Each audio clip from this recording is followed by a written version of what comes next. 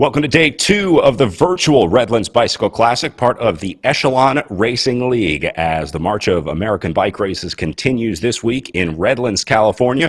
Brad Soner here with Frankie Andreu for our second day of racing this weekend out of 3 days of racing. An interesting day yesterday, Frankie, as we had the individual time trial in our virtual racing format. Got to say, wasn't real sure about how that was going to go down, but I actually enjoyed the virtual time trial yesterday. I enjoyed the time trial a pretty good amount. It was impressive seeing the numbers that the women were putting out. I mean, with Jacqueline Godby winning at almost, I think it was 5.2 watts per kilogram, a huge effort. I like seeing them one by one, kind of give you a little bit of more space to be able to talk about some of the riders, but also being able to see what kind of power they cover that 20% grade. And it wouldn't be a Redlands without a time trial, right, Brad? Every year they have a time trial. Every year they have a criterium. Some of the other courses get mixed up, but it really was true to the Redlands flavor.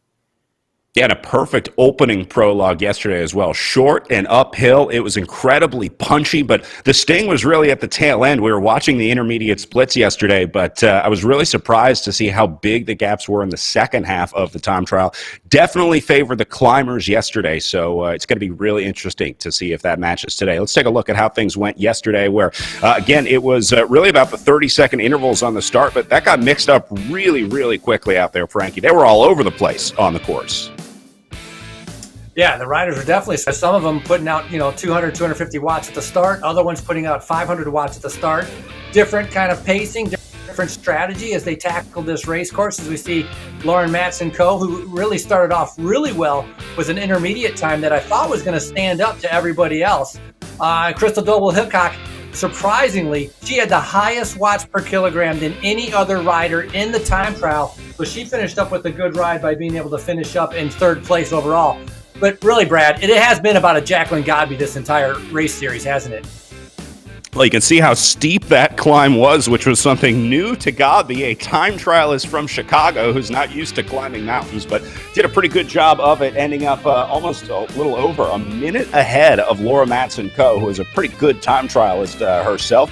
Krista Doble-Hickok ends up in third, and Stephanie Sidlick taking fourth place yesterday, with Christy Tracy in fifth at a minute 25 down. Tracy actually happy with that result. She said, "I'm not a climber, I'm a time trialist," so this was a little different course than a lot of these time trialists were used to. So it was really interesting watching what they were doing out there yesterday. Now, today, Frankie, the legendary Sunset Loop Road Race course, this one is very different than what they had yesterday. It is a legendary course in Redlands, California. It starts in downtown, then they go basically up into the hills outside of Redlands before doing 6 laps around the circuit, and then heading back to the finish line. As we take a look at our course profile presented by VeloViewer, this is it, Frankie, the big loop outside of Redlands, California. Yeah, normally they start, in downtown Redlands and make their way up the loop. But once they get to the loop, I mean, Sunset is the decision maker in Redlands, and it's coming on day 2 here in the virtual Redlands. Very hilly, some very fast downhills, a lot of turns, and the fighting for position is going to be critical, especially when you come down, getting around the fire station to head up. So pretty much one half of the course is uphill, one half of the course is downhill, but the entire time they're going to have to be fighting for position to make sure they're able to stay in the front for some of those the turns. You can see the distance. Going to be covering 60 kilometers of racing, 39 miles, 3,802 feet of elevation gain. Gradient, average gradient, it's not that bad, but that's pretty deceptive, isn't it, Brad? Because you've seen this course. Yeah, I think a lot of that average gradient comes from the early riding in downtown. Now, they have a different circuit that they're doing here because we're not sending them back into downtown Redlands to finish and start as we normally do. So just doing the 6 circuits out there today, and again, it's going to be a good one. Let's take a look at who to watch out there, as these are the series standings heading into this weekend of racing at the Echelon Racing League. Once again, it's the Jackie Godby show for XXX Racing Atletico with 243 points to Krista Doble-Hickok's 146. Eleanor Wiseman sitting in third place overall with 122. Christy Tracy in fourth place with 118, and Elena O'Mara sitting in fifth with 117 points. So, Frankie, it's going to be really tough for riders to beat Jackie Godby. I think a lot of the battle is going to be back in like 5th through 10th place, those riders that really have a shot at taking on the queen. But how do you beat Jackie Godby on a day like this today? Yeah, I mean, if we include yesterday, that's 9 race wins. out of the last 12 races. And so she sets out a pace that's usually very difficult for a lot of the other riders to be able to keep up with. And also she has proven time and time again, she has a powerful sprint. She knows how to time the sprint. She knows how to put out the big power when it's needed. So she's proven herself in the sprints. She's proven herself in the tough. Maybe we'll be a little bit different with some of the big climbing stages that are coming up. But Jacqueline Godby, coming off her pro triathlon scene since 2012, three-time Chicago triathlon champion. She's really turned into a champion in the virtual platform, including placing fifth at the Esports World Championships. Yeah, and one of the big questions has always been, how do you beat Jackie Godby? And really nobody has been able to crack that code unless Godby has a bad day. The problem is she's so good at solo riding. If she gets away early on, she can absolutely solo her way to the line. So you just have to try and contain Jackie Godby on a day like today. I think this is where we start to see teams try to work together and link things in. No, you're absolutely right, because she's by herself. She's a one-man hit squad with X Racing Athletico, and so the other teams are definitely going to have to try to gang up with her. With Jacqueline Godby, if we go back to like the really big climbing stages, like at the Stelvio, she was fourth there. So she is able. It's just a matter of them putting together the right combination to be able to take advantage of her being isolated and possibly by herself, as we see a lot of the riders right now continuing their warm-up to get ready for stage number 2 of the virtual Redlands. Yeah, we're going to get back to the mass start today, where we're going to have a chance to watch these riders. Sorry about that. We'll have a chance to watch these riders get the epic start that we see with these group starts.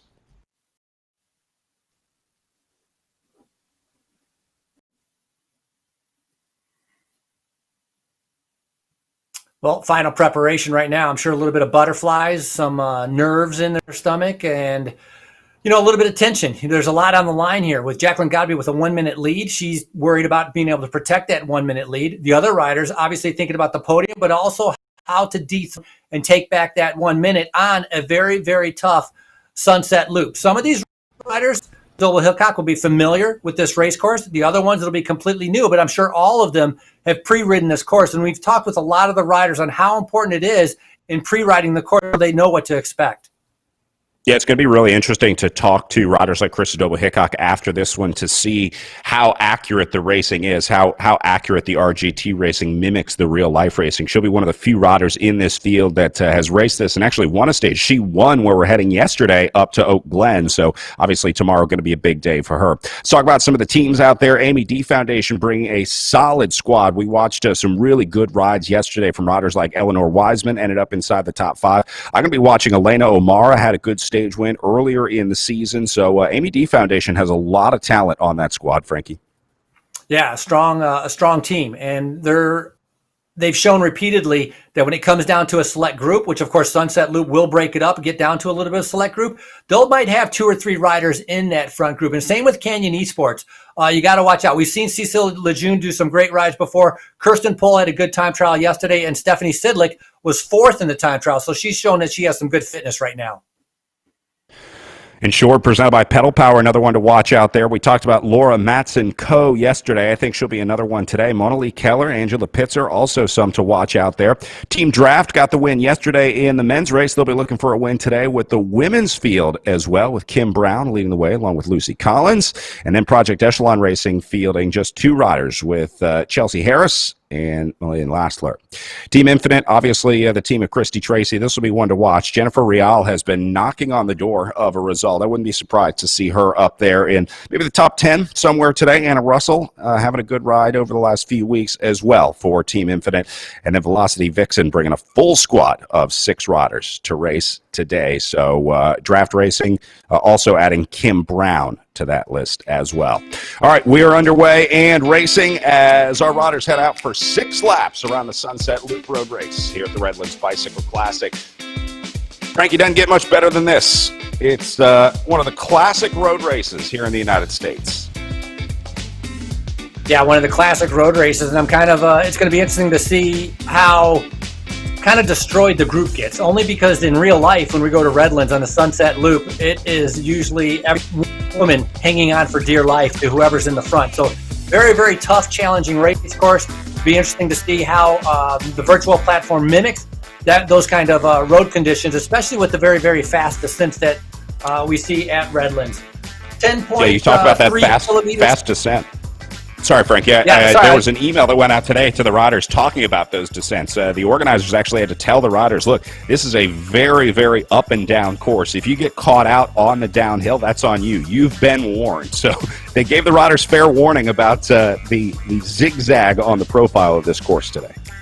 No, he did. He said, you've been warned. You have better watch out. And so I actually went to the RGT website and started kind of Googling what happens if you go too fast into a corner on the RGT platform.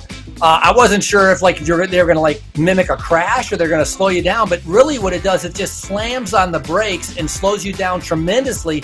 So it doesn't do you good to come into a corner at 60 kilometers an hour, because it is going to break you down to about 20 kilometers an hour so that you can get around that corner safely.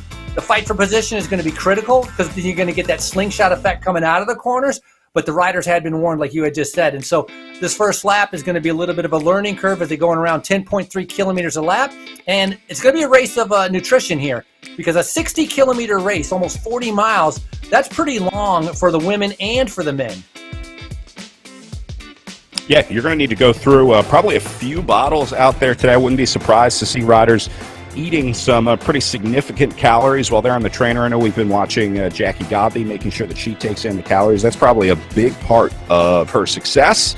So, got to stay fueled up. A lot of riders were talking about recovering from yesterday into today. I was looking at yesterday's time trial as a relatively short effort, but pretty much all the riders told me you got to recover, you got to do a spin down, and then try and get ready for a relatively early morning race out there today. They had sort of an evening race starting at 6 p.m. Eastern time yesterday, and then a 12 o'clock Eastern start today. So not a ton of time to recover there. Yeah, it's important, especially I think after a very hard anaerobic effort like they did in the time trial, is getting that cool down, being able to spin the legs off. And Jacqueline Godby talked about it, not only with her warm-up, but also riding after the time trial for 30 to 35 minutes to make sure the legs are spun out and feeling when they get to the start today.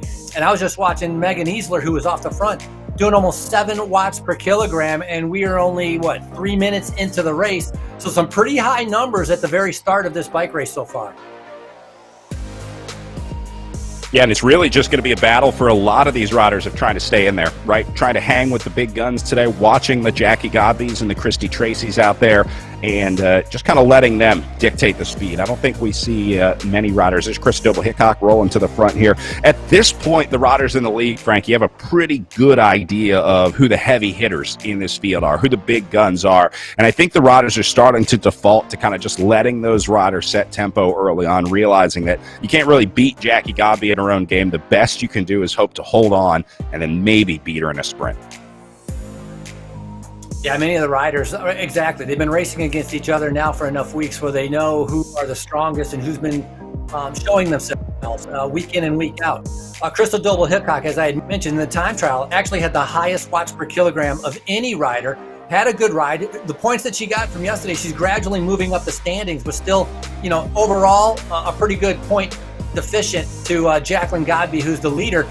But a lot of today is about not making a mistake and getting gapped out. You don't want to get caught out of position on the start of a climb or coming around one of those corners on the downhill. And that's what's going to be relatively difficult. It's not so much about going off the front. It's managing those efforts. And Brad, you've talked about this a lot of times, about how you have to manage those efforts in the corners and to save some energy for a little bit later race. And in a race as long as this, you're definitely going to need some power later on.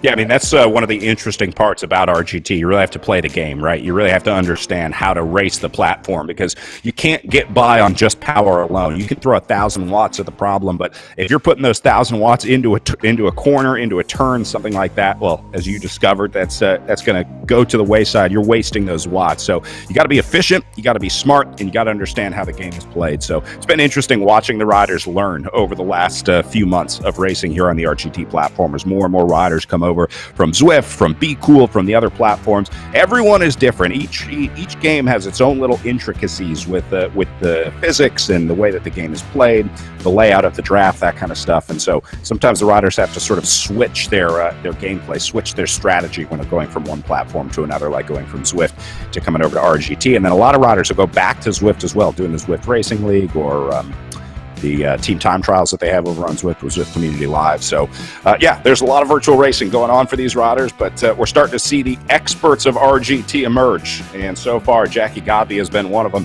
How about Stephanie Sidlick here, taking it to Godby? Sidlick, a new rider on the Canyon Esports team. She was racing with the Velocity Vixen team, but the January 1 transfer window rolling around at Canyon Esports, picking her up. Nice signing for Stephanie Sidlick, and a good signing for Canyon Esports as well, as she's going to be setting tempo here early on. Yeah, Stephanie Sidlick out of Pittsburgh. I'm sure for a lot of the riders, you can see in the back, there's some chasers trying to be able to catch back on. Looks like about 4 or 5 riders, and I think they were hoping when they reached onto this climb, started off at a 5% grade, that there might be a little bit of a pause in the front, not really, hoping that they're going to push the pace to give them a chance to be able to get back on, because once you're off the back and you're not in that draft, it's very, very difficult to get back on. So you have to kind of wait for that uphill and hope that those front runners slow down. And so you can see the 2 or 3 riders just in the back. They got their fingers crossed that things might slow down as we go here to Stephanie Sidlick. You can see her coasting, going through the corner, starting to pedal again. She's figured out the RGT platform. Yeah, you can really see the riders that are playing the game, because they're the ones that are staring at the screen the entire time. You absolutely have to stay focused on this game. She's doing a really nice job moderating the power. One thing I want you to watch with Sidlick here is how she doesn't go like all the way ahead to the front of the group and then get spit way out the back. It's about modulating your power. You don't want to overcompensate when you start to drift backwards. So she's doing a really good job of that, only putting in the power that she needs. This is a textbook example of efficient riding here from Stephanie Sidlick.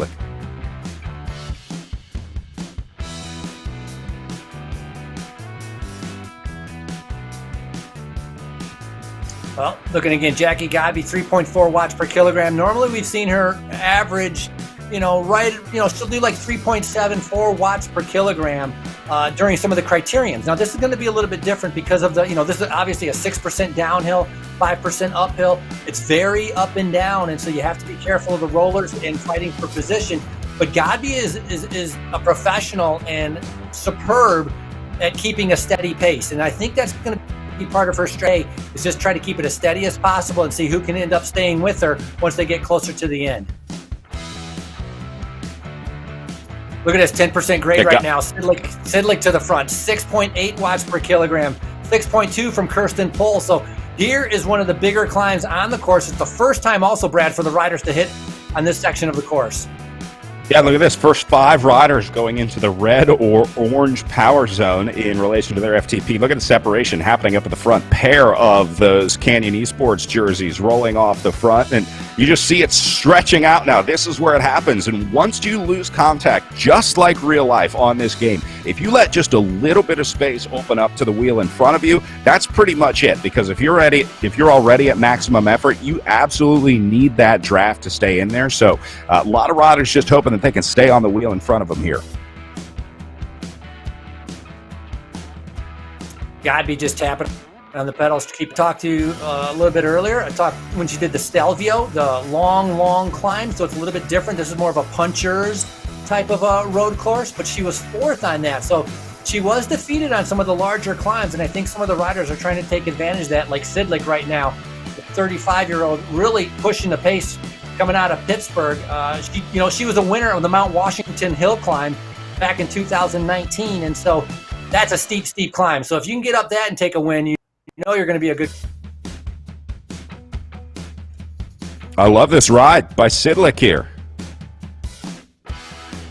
And I'm wondering if there might be some team tactics going on, because her teammate Pohl is sitting in 2nd. I'm not sure if she's sitting on the front of the field or if she's going to bridge up to her Canyon Esports teammate. But right now, Sidlick and Pohl looking pretty good here.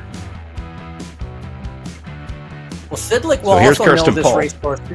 Sorry, Sidlick has ridden also, so she'll know this race course a little bit also, if that translates over to the virtual, as Kirsten Pohl in a big gear, just kind of keeping it steady, trying to get up to her teammate. But 2 riders Brad, if they can get together and work together, this is a dangerous opportunity for Canyon Esports.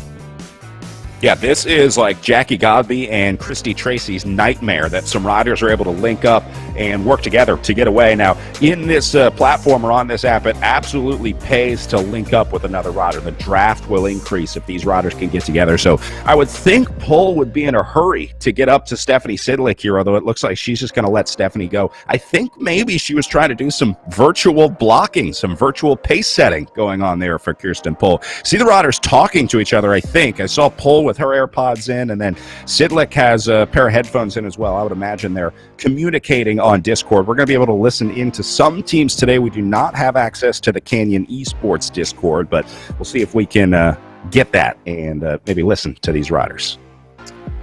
And Kirsten Pole's going to have to be careful after that big effort, trying to recover to be able to stay with these riders on this 6% uphill. Sidlick is just in front of them, and in that main group, they can see her just kind of dangling out there in front. So they're really not giving her too big of a leash. You can see the meters, 66 meters behind. If you look next to their name, it shows the watts per kilogram, and then next to them, it shows the distance behind they are from that rider. And so right now, Sidlick, 5.7 watts per kilogram. To me, I'm laughing because it's such a huge number to be able to put out an effort like that so early in the race and with so much racing still to go.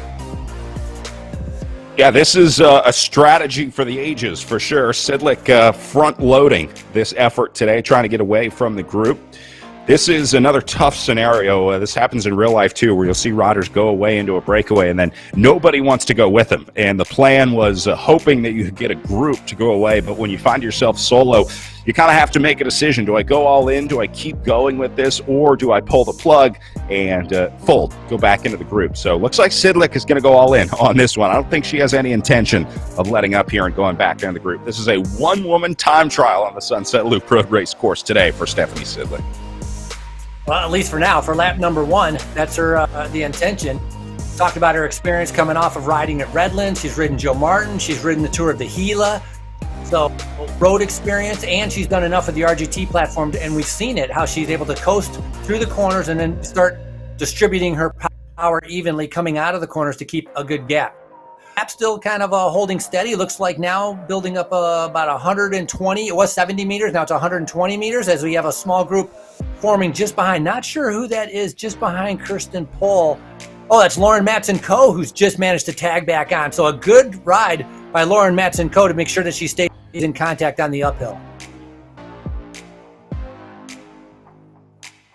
Yeah, this group seems to be cooperating relatively well. They seem like they're riding in a pretty cohesive group, although that gap is going up to Stephanie Sidlick, so they're going to need to lift that pace at some point here as Sidlick continues to press away, although this may be just calling Sidlick's bluff, saying if you think you can hold 6 watts per kilogram for another hour out there on the road, go ahead, give it a try. So maybe they're just trying to bluff Sidlick out in front. There we see Morgan Schaffen just off the back. So she's trying to be able to catch back up, racing for Velocity Vixen coming out of Nebraska. She started cycling when she was teaching a spin class, and then kind of got into spin class, and then she started racing. Her first race she went to was Joe Martin, but she had a really, really horrible crash at Joe Martin, and so she wasn't too keen on group rides anymore, let's say. And so that led her into triathlon. And of course, virtual racing now is kind of where she found her home, as many people have during 2020. Yeah, people coming from all over the sports spectrum to join us here in virtual bike racing. Looking a little further back in the field, we just saw Megan Easler and Esther Walker in the group. Then we go back to Harris Real. Wow, some big names back here getting dropped early on. Maybe falling victim to that first big climb of the day, just getting caught off guard a little bit. So 13, 14, and 15 going to be separated there. Ferreira back here in 16th place. And then 17th place going to be Angie Bonacisi, who looks like she has Erin Ayala tacked onto her wheels. So trying to go a little further back in the group. Keep an eye on all the riders in our field here. Yeah, and Bonacisi coming out of Canada. She actually has her own cosmetic surgery. She owns 2 businesses, and one line with a skincare and makeup, and also has a cosmetic surgery business. And so Bonacisi had very good split in the time trial yesterday. Faded a little bit later on when she hit that 20% grade. But as we go back to our race leader with Sidlick, looking very comfortable. Gap now double than what it was maybe, I don't know, maybe 3 miles ago. So Sidlick is not slowing down right now, as Godby has now got into, you could say, chase mode, tempo mode. I mean, this is what she does best, and she's increased it because she was riding 3.7 watts per kilogram, now 4.7 watts per kilogram. So big power coming out of Jacqueline Godby right now. Yeah, the other riders in this field probably looking at this saying, this is great. Jackie Godby's just going to set tempo on the front. I can sit in the draft and just let her drag Stephanie Sidlick back slowly but surely. They're holding Sidlick at the distance. Sidlick is really not gaining time or losing time. She's just kind of hanging out, just dangling out in front of this group, as that probably has to do with Godby being able to set such an incredibly steady tempo out there. I have been noticing Laura Matson-Coe going sort of back and forth, yo-yoing off the back and then getting back in. Not sure if that's just the riding style or if the group is accelerating, if they're maybe lifting the tempo just a little bit and then Matson-Coe having to respond. So we'll keep an eye on Laura Matson-Coe here. Wouldn't expect her to get dropped out of this group at this point. I would expect her to be able to hang in here relatively easily. So keep an eye right there, number 7 at the back of the group. Now, Matson-Coe seems to be going back and forth, but she's managed to connect on. But one rider that didn't connect back on, Eleanor Wiseman, sitting just off the back. You can see her. She just, when Godby went to the front, kind of just, a little fade in concentration, but also maybe a little bit unexpected. And Wiseman now finds herself about 50 meters off the back. All right, Sidlick rolling through the line. There goes the field through the line. So that is the first of 6 laps. That'll be 5 to go for this group. 5 more times up that big long climb, and then 5 more times you have to deal with trying to stay in the group on the downhills. Frankie, I think the descents might be the most dangerous part out here. Not dangerous in that they're going to crash their virtual bikes, but dangerous in that you're going to lose contact with the group. It seems like the climb is a little easier to control and maintain, but the downhill is where a lot of riders are going to be having trouble. It seems like the downhill is, where the brakes are applied and you're having to coast and pedal and apply the power, but not too much power to come to the front. That's where easily you can fall out of position. And so it will be easier because what do we have? 6 riders here. So it will be easier for our 6 riders in this front group. You're not going to fall too much out of position like fighting for position if it was a 25-person group. So, but those downhills are tricky. Absolutely, Brad, you're correct. And on the uphills, it's more steady. And of course, it can't get any more steady when you have Jacqueline Godby just setting a tempo out there at 4.5 watts per kilogram, sitting right at about 300, 320 watts. Still holding at 120 meters. She had gone up to 180 at one point. They were holding steady at 150 meters up ahead for Sidlick, and now she's down dangling around 120, 125 meters back to Jackie Godby and Chris Doble-Hickok. I don't think that chase group needs to be worried just yet, as you see Stephanie Sidlick's wattage starting to drop a little bit. Remember, she was averaging like 5 for a long time, and now we're starting to see that drop down into like some 3 and 2 watts per kilogram areas up there at the front. So there's the riders in the chase with Godby, Tracy, Doble-Hickok, Matson-Coe, Wiseman, and Keller trying to reel back Stephanie Sidlick.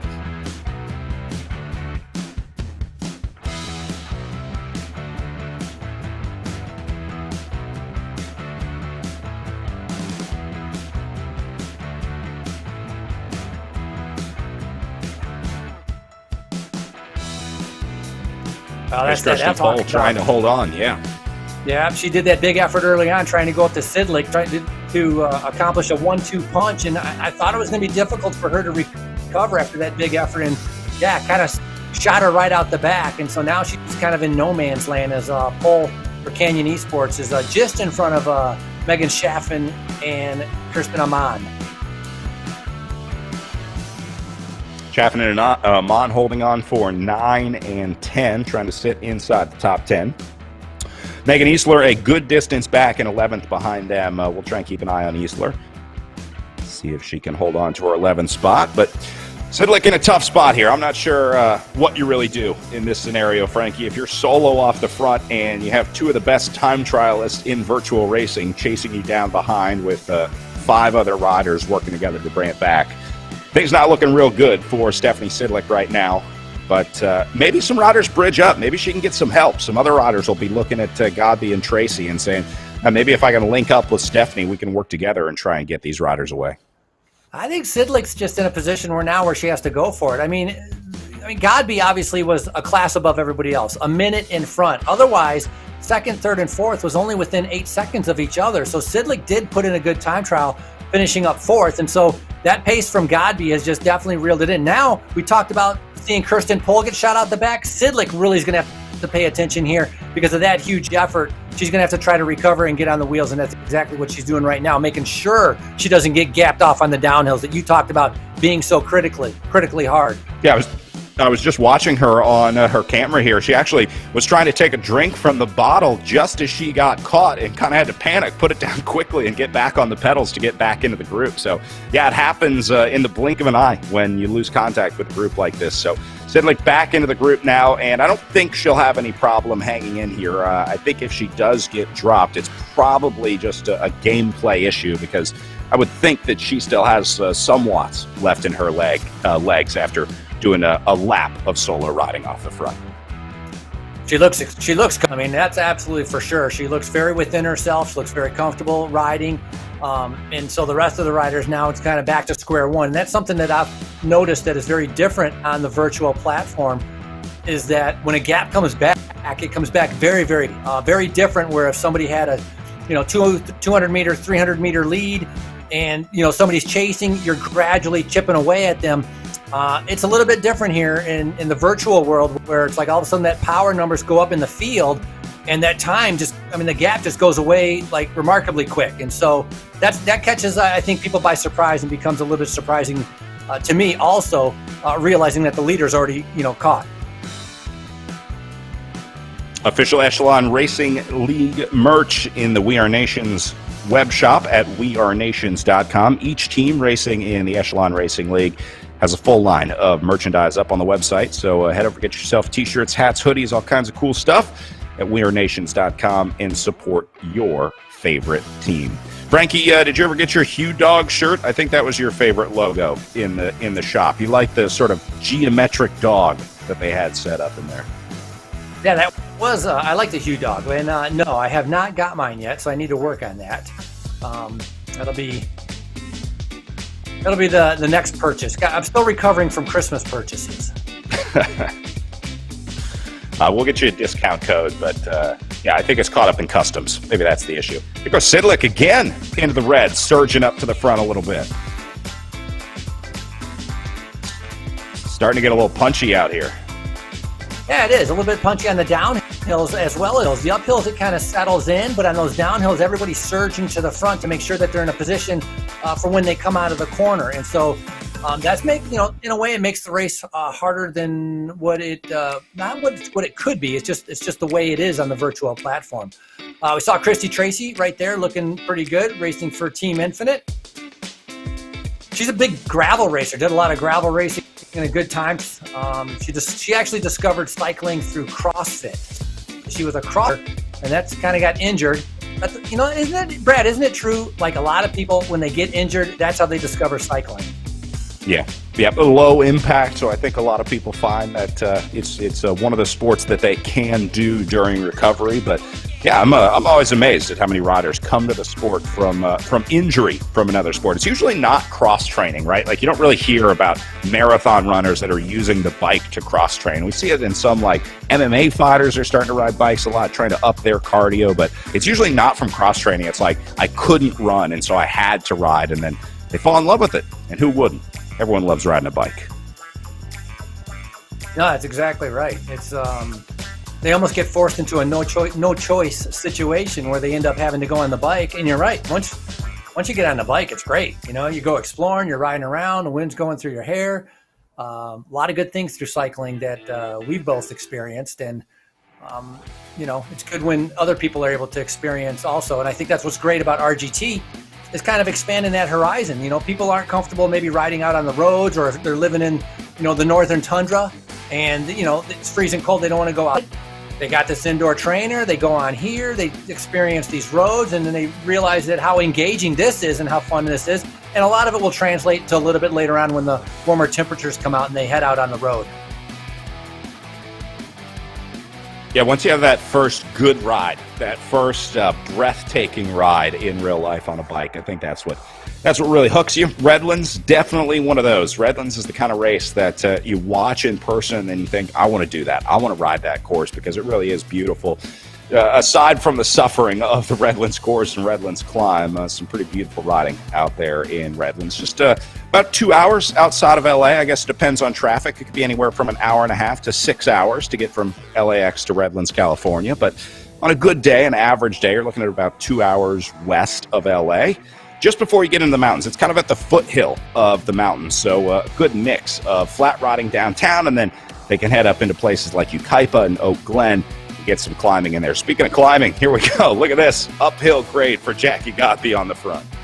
Yeah, 12% uphill grade, then went down to about 10%. Our group, so 7 riders here. So Wiseman did make it back in here, I guess, which is first. Christy Tracy now is on the front. Kind of keeping it steady. And that Sunset Loop, that has been a staple to Redlands every year. I mean, whenever they have Redlands, Sunset Loop is a staple. The Criterium is every year. The time trial sometimes will change courses depending on where it's going. Sometimes it's out near the Highland area, cutting through the orange groves, or sometimes it, like they did yesterday, cutting across that freeway, finishing on that uphill course. Oak Glen's been in, it's been out. They've gone up the way they go up it. I call it the gradual side. Before they used to go up the steep side, which is the other side of Oak Glen. So a few course changes as the race has been around since 1985. So, you know, sometimes it's because of construction permits, whatever it may be, but always draws the best riders in the U.S. And Brad, yesterday you mentioned, I can't imagine being a U.S.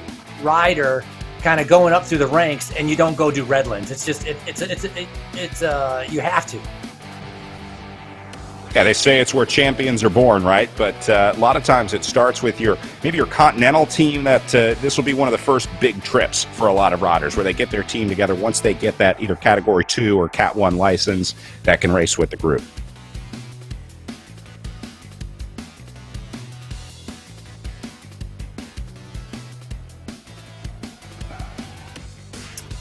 So we're down to 7 riders. Sidley, Godby, Tracy, Krista Doble-Hickok, and she's been quiet. She's been sitting back. She's just been following. So right now, I would say for Doble-Hickok riding a smart race, she knows this Sunset Loop. So she knows this extremely well. Lauren Matson-Coe, good rider that is in there also.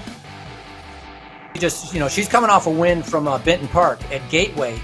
Winning that in a sprint. And so she's going to, she can get to the end. She'll have a good kick, but Jacqueline Godby has proven she has the best kick out of anybody just because of the power. So will the climbs be able to take away some of that power from Jacqueline Godby? That's what we need these next, 20 miles to kind of figure out if Jacqueline Godby can actually gradually be worn down. Yeah, and I think the big question at the end of this is how many riders are left, because when we race this course in real life, it is very rarely a group that comes to the line together.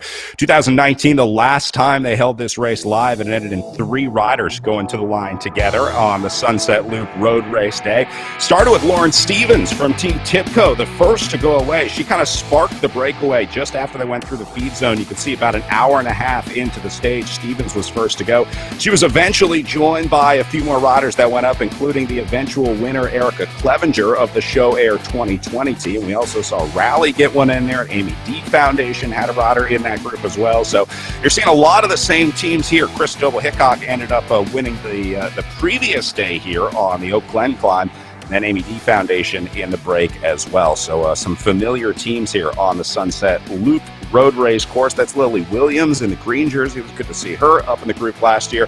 But eventually it came down to this group of 3. Now, again, we have a different finish on the RGT race, on the RGT course, than the riders do in real life, because in real life, they finish by going back down into downtown Redlands. Then they do some finishing circuits on basically the Criterium course from the day before they sprint to the line. So it's kind of an interesting finish in Redlands where the riders climb early and then they end in a sprint. But out here today, it's really going to be a longer range attack at the finish. So it was a good one last year once they got into Redlands. A little surprising to see Erica Clevenger going so early as Lauren Stevens got caught out in those last few corners. And then it was Show Air 2020 and Rally going to the line, but Clevenger gets the best out of him in the sprint, and she ended up taking the Sunset Loop Road Race win for the stage last year with Amber Neben in the yellow jersey at the 2019 Redlands Bicycle Classic. I just realized at the top of this package, the graphic said last year, but at this point we have to start saying 2 years ago,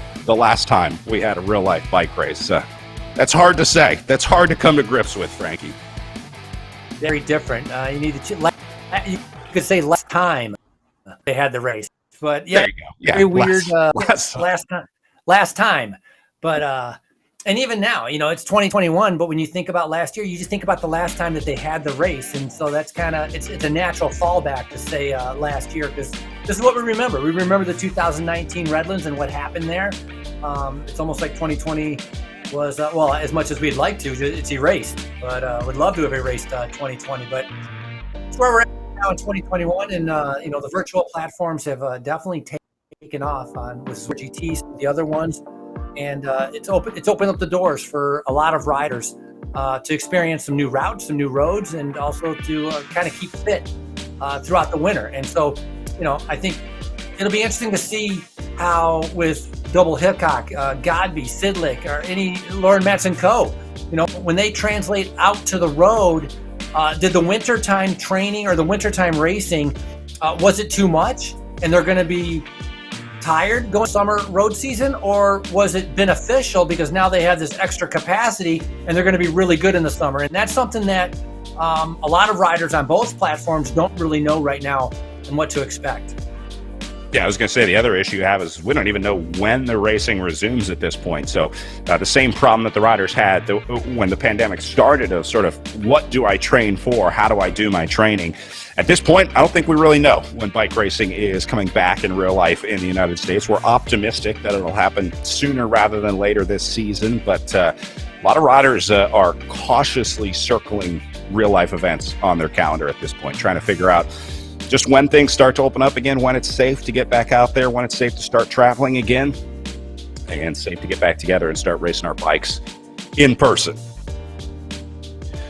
All right, so Jackie Godby leading the chase here at the front of the group. They have just brought back Stephanie Sidlick, who was off the front for the first lap of this race, 6 laps around the circuit today. And now just kind of sitting in. We're sort of playing the attrition waiting game here, where Godby's going to set tempo on the front, and the other riders just trying to hold on, just hoping that they can match that wattage by Jackie Godby up here on the front.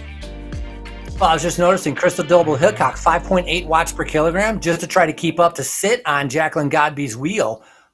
Pretty remarkable as we go back here to Amon and then right behind her. So Amon's doing a good ride, sitting there in 8th, the young 23-year-old, the Velocity Vixen rider coming out of New Hampshire. Still, riding pretty well. Definitely want to hook up with the 2 riders behind to be able to have some break. It's like, having some help to be able to break through the wind, or at least being able to sit on, take advantage of that draft, as we see Walker and Easler right here. Yeah, these two need to link up for sure. It is a little bit of an incline here at a 4% grade, but yeah, you want to get right up on that wheel. I'm a little surprised to see Easler was sitting so far back on Walker's wheel. This is how you want to ride in a group. Real, Harris, and Cameron doing a nice job sitting in this group. They even line up into a single file line here.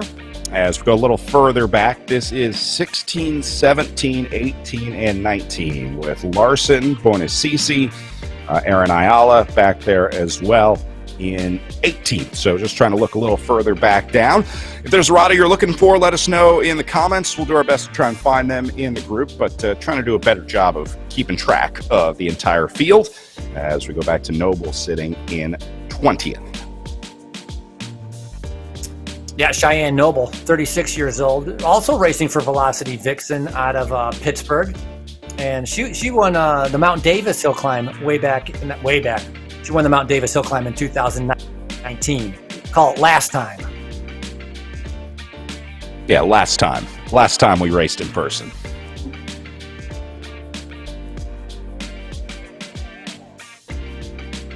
All right, so this is the line up ahead. This will take us down to 4 laps to go for our front group.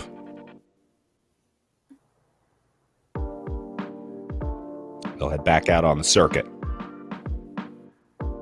Winning times from the amateur race last week were right around an hour 15, a little over an hour. We're 35 minutes in now, so these guys should be... Yeah, we're probably going to go a little over an hour out there today. The amateur race was a little different than this one because we saw a lot of solo rides in the amateur race last week. Gabi, Tracy getting off the front, and that really changes the dynamic of racing when it's just these solo riders setting tempo versus a group racing against each other where that speed is sort of dynamic. Well, and Christy Tracy was the winner in that amateur Sunset Loop race. So she's going to have the advantage of knowing the course and racing on it and how those turns. And so she's putting in a good ride. You can see her right there sitting in fifth, Christy Tracy. And she's coming off in January of 2019. She broke her hip, had a really bad crash and broke her hip. And so it took her much of all of 2019 to recover, to kind of get back on the bike and start gaining that fitness. And we've seen that with other riders. We could talk about Chris Froome.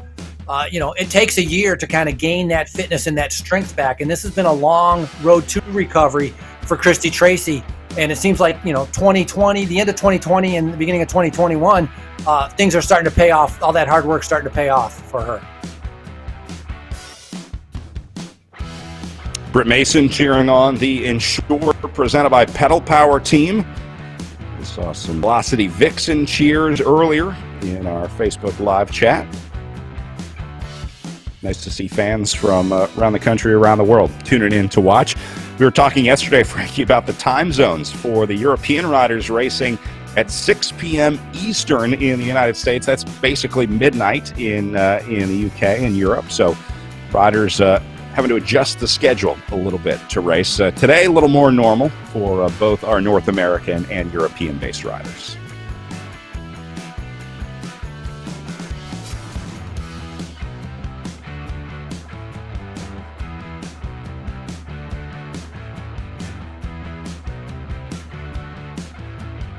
Wattage dropping a little bit, averaging just around 4% here, or 4 watts per kilogram for most of the riders in this group. It is a slight downhill on the way down here. Good look at our 4 groups out there on the road. So you're basically looking at your leaders down in the bottom left, your chasers, and then let's see, that's going to be, I think, 16 and 17 up at the top there. Yeah, our leaders in bottom left and the bottom right. You can see from the back and from the front, and then we have our chase chase groups in top left and top right. But the good thing is that these riders have joined up with each. We're kind of spread out all over the place. Pole, Amon, and Chaffin were all over the place, and now they can actually work together because they're going to have to think about. That's 8, 9, and 10. Just behind them is 11 and 12. They still need to keep their distance from those chasers that are coming up behind them. And so there's a lot of racing still to go. And you can see with our leaders, that rear view kind of view that we get is just, it looks like they're just going flat out. I mean, they're going, they have a downhill, an 8% down, maybe why it looks like they're going so fast, but they're fighting for position so that when they get into the corner and the algorithms for the physics put on the brakes for the riders, they're going to be in the front when they come out of that corner. And that's kind of what they're trying to do right now on this fast downhill.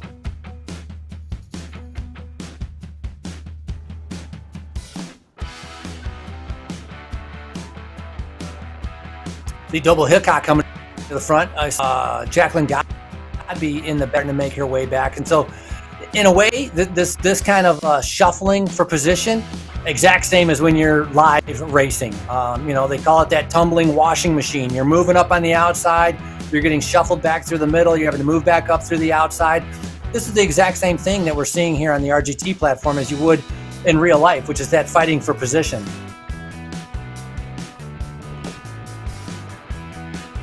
They're continuing to separate out here. Sidlick takes a little look at the front. Yeah, it's starting to get a little edgy out here. Riders starting to adjust a little stronger as they respond to these moves. Part of that has to do with the downhill section here. But man, this is tough to make sure that you don't get caught in there. Don't forget, you can enter to win a Project Echelon Sunrise jersey. Project Echelon is giving away 6 of their Sunrise Jack Brew training jerseys designed by Stice Design. Just like you see on the screen there, if you reshare your story from Echelon Racing League's YouTube, you can be entered to win one of those Sunrise jerseys. That jersey being given away in association with Project Echelon's work with the Native American Veterans Association, NAVA, with their 29 for 2021 program, encouraging people to participate in one of the physical activity options to honor the 29 Medal of Honor recipients who are Native Americans, and then post your activity on Strava. You can ride 29 miles, run, walk, or hike for 29 or 2.9 miles, or complete any physical activity for 29 minutes. Head over to the Project Echelon Racing Instagram page for all the official rules and details on how to win your official Sunrise jersey.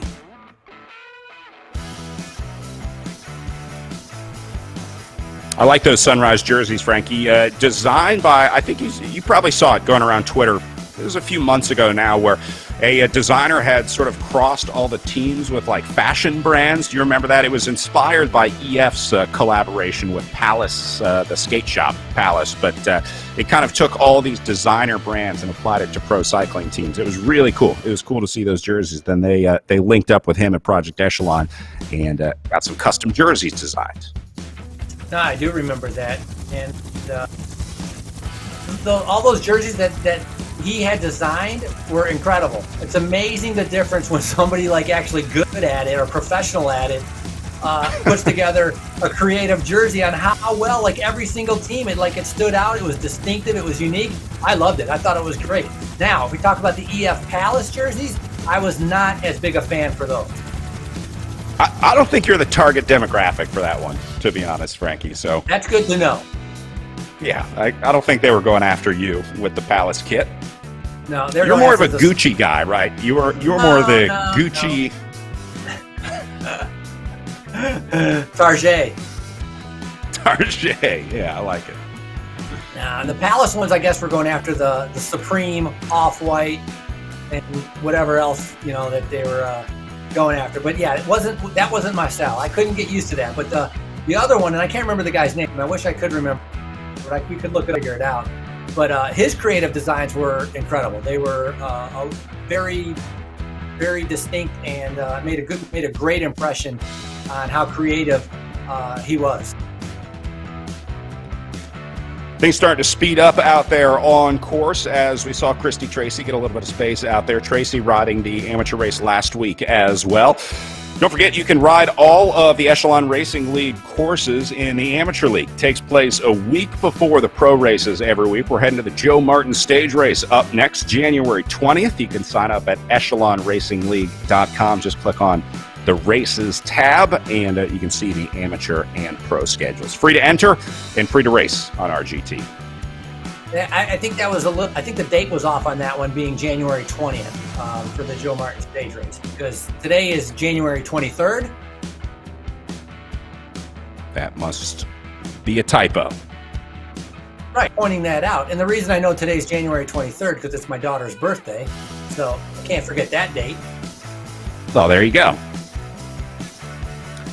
So a little bit of a typo, but like you said, it's a week before the normal race that would go off, and so that's something to be able to check out. But you can find out all that information on the Echelon Racing League website. January 30th is the correct date.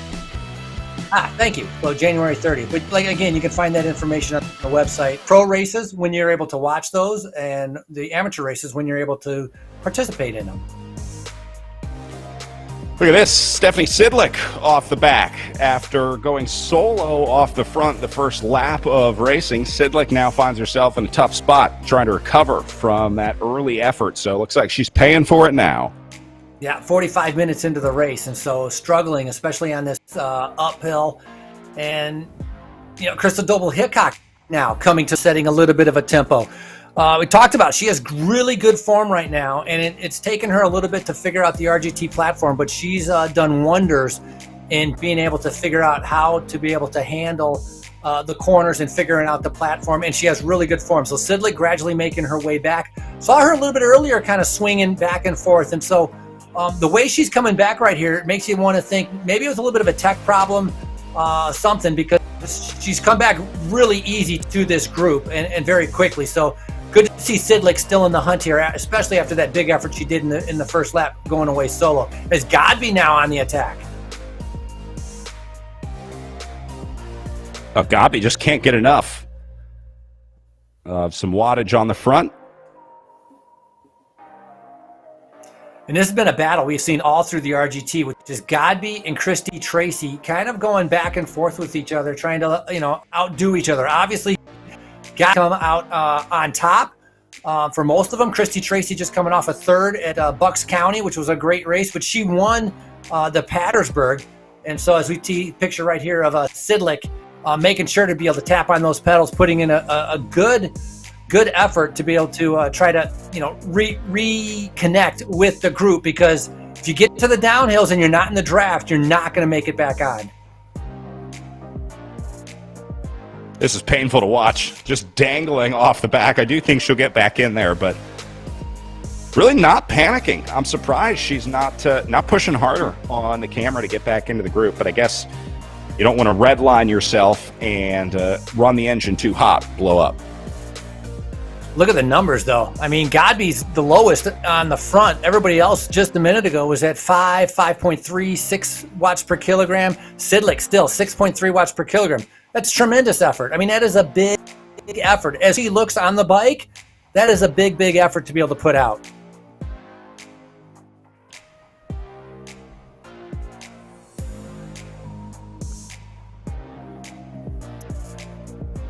Well, and there you go, back in.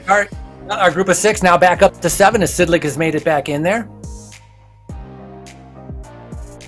Meanwhile, Easler and Walker doing a good job of riding together. Frankie, we were talking about some of the coolest pain caves. Take a look at Megan Easler. Outside, obviously cold wherever she is today. A steam-breathing dragon for Project Echelon.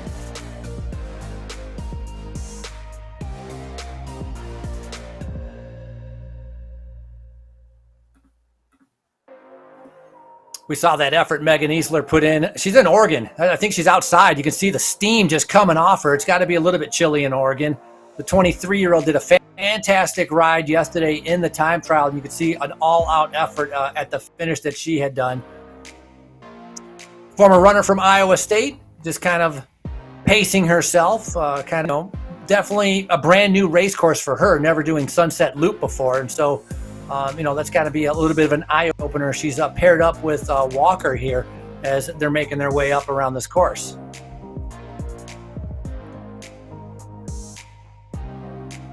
Yeah, I guess if you're not a climber, this is maybe not the best postcard for the Redlands Bicycle Classic, but most riders will be able to appreciate the course that they're able to do here.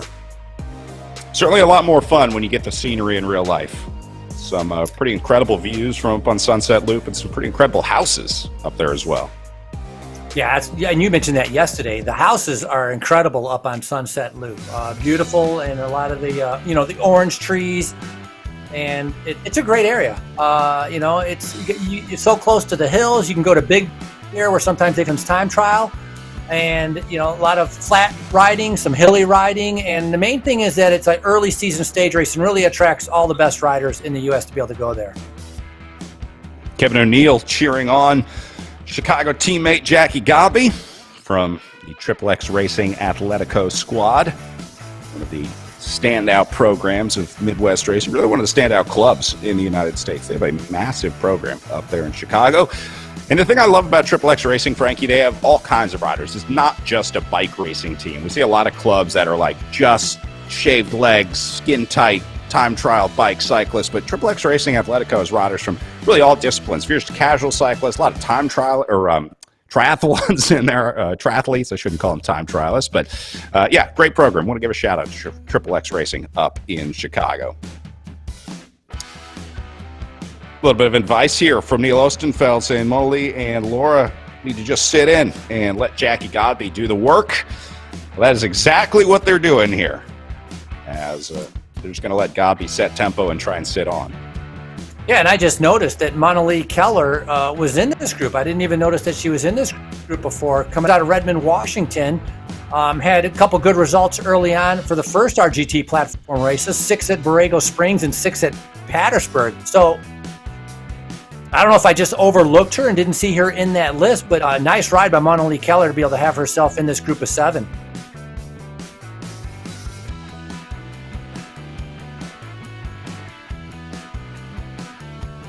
Look at the difference in the power zones, too. Jackie Godby in the green zone. Everyone else was sitting in yellow and orange, although now they settle down a little bit. I'm surprised that they're leaving such a big gap up to Godby here. It seems like it's a relatively large gap, even for virtual racing, to let leave that open up. And especially to Jackie Godby. Any gap, I think, is no good, but you want to be able to get into that draft profile. That's important, and you can see that a lot of times up near the upper left-hand corner. When we go back to that, you'll be able to see that. Got a little bit of a green screen, like all the kids' bikes, right? Trying to hide all the kids' bikes right behind her as she's putting out some power. Yeah, this is Monali Keller we were talking about earlier. Getting a look at her setup, like you said, in the garage for the Insured, presented by Pedal Power Team. And always good to see all the kids' bikes inside the garage as well. We saw Matt Nain yesterday with his setup, has his kid's bike set up on the trainer right next to him. I don't know if it's hooked up, but it's always cool when your kids want to do what you're doing. Yeah, no, it's nice. You can definitely tell a cycling household with the amount of bikes that they have there.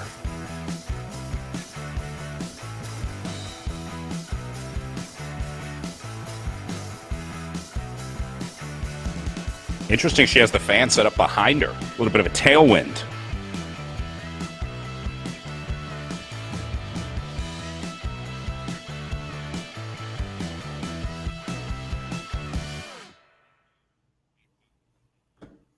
All right, so this group's still sitting in. No changes up at the front with Godby, Keller, Wiseman, Matson, Coe, Doble Hickok, Tracy, and Sidlick. That's going to be the 7 riders in this front group.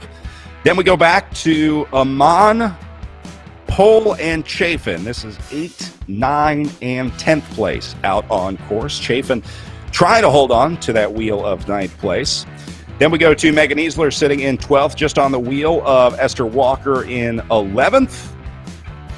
And then we'll go back to Cameron in 13th, the Canadian, leading the way with Real and Harris sitting on her wheel in 14 and 15.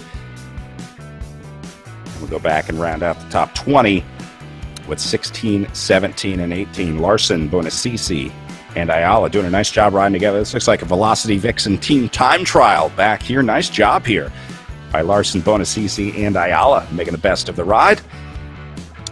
And then Ferreira sitting in 19th, all by herself, with about 200 meters up the road and 200 meters behind her to get to Noble.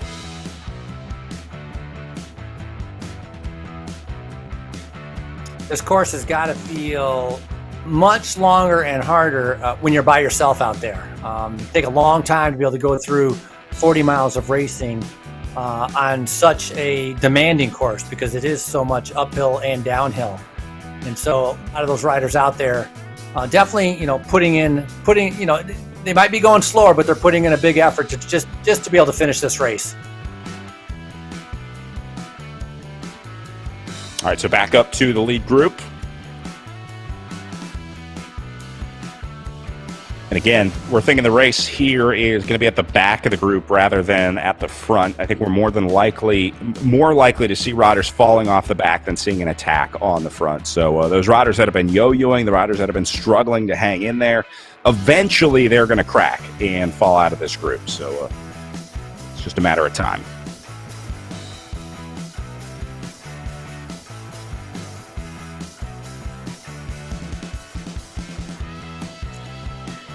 Well, generally, I was looking kind of teammate-wise. Jackie Godby obviously is by herself. Triple X Athletico. Doble Hickok is by herself.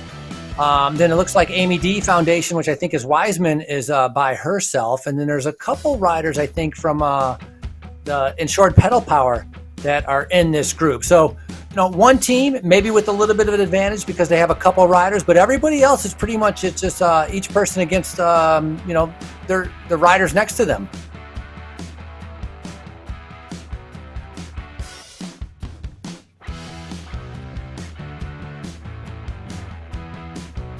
So there's a look at your lead group. Yeah, the teams have really been struggling to figure out how to best work together in virtual racing. It's sort of still in development of, how you get a break going, how you isolate a rider, how you deal with a scenario like this. It's a lot tougher on the virtual platforms to use those team tactics than it is in real life. You don't see as much like blocking or even trying to bridge across, things like that. It just seems a little easier to do in real life than on the virtual platform. Obviously, the communication, the drafting in real life is more accurate and makes that a little easier as well. But the teams really are still struggling to figure out just how a team works together on these virtual racing platforms. Yeah, it's a little bit more difficult, as you had mentioned, because you put a rider in the front totally to sacrifice themselves to be able to, let's say, on a group as see Madsen Coe back here with Keller trying to be able to hang on with Christy Tracy, just putting in a big dig on a little bit of a 5% uphill as they just reached onto the downhill. One rider just off the back has to be able to make sure to be able to stay on there, and it might be Sidlick who's trying to be able to stay in contact as they fight for the corners. But sacrificing yourself on the front, making sure that your teammates getting the draft. You're right, Brad. It's not really the same. That's been a little bit of a learning curve, but I think Sidlick here has just missed out on not being able to stay with the leaders here. She's trying to make her way back up. Yeah, that's a big gap. This is dangerous. Back and forth all day for her. Yeah, very dangerous. So Sidlick has been going back and forth, and I think she's paying the price for the big effort she did on lap number 1.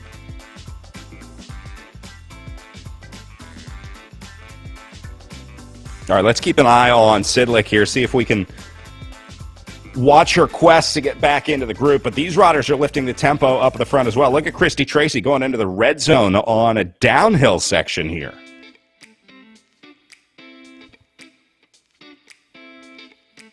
Yeah, almost 60 kilometers per hour, 57 kilometers per hour. That's almost 40 miles per hour. So that's a high speed. And, if you're going 40 miles per hour, to be able to bridge a 20-second gap, what are you going to do? Go 50 miles per hour? Really, it's not. And so that's where that's where the gaps on the downhills are going to continue to expand, putting Sidlick into more and more trouble as, the downhills are going to just be, the speed is too high for her to be able to catch back up. And looks like the gap is growing from our helicopter view here. She is out of this picture. She would be just at the top of this picture. So that's a good sort of visual gap of what Stephanie Sidlick has to come back from. And at this point in the race, that might be a bridge too far for Sidlick, but we'll keep an eye on her. Had a good early ride, set the tempo early, made things aggressive for the Canyon Esports team. And in the end, they got one up into this group.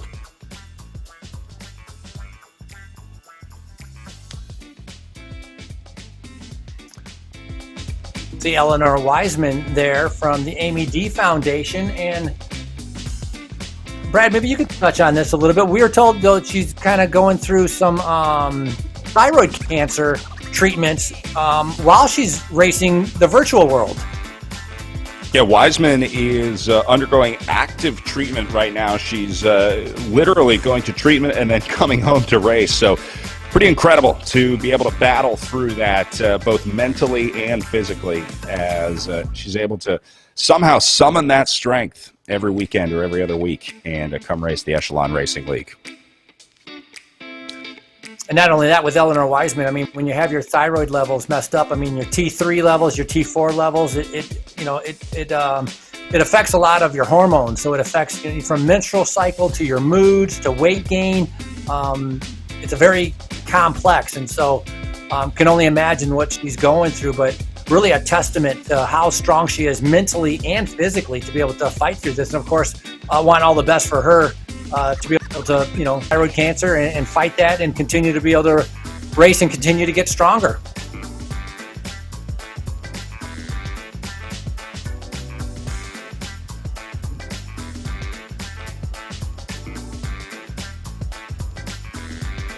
Matson Co. having a little trouble now off the back. I give a big thank you to USA Cycling, championing the rider programs, grassroots participation, and athlete performance is essential to the growth of cycling in America. We've been visiting all of USA Cycling's pro road tour races, or most of USA Cycling's pro road tour races here in the Echelon Racing League. So this is kind of our replacement for the American calendar, the domestic road calendar in 2020 and into 2021.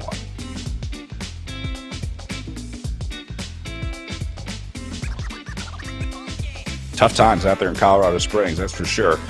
I would not want to be running a governing body without holding events in 2021. We're sending out our best to everyone in Colorado Springs, hoping things turn out okay out there.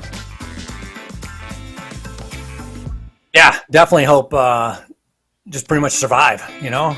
It's kind of the same for a lot of people. Survive in 2020, and for USA Cycling, it's definitely a tough situation. So love to be able to see races get back going, events get back going, and everything get back to normal. Riders right now are seeing almost 24 kilometers still remaining in the race, so that's a pretty good amount of racing still to go. Just popping over an hour and 1 minute of racing.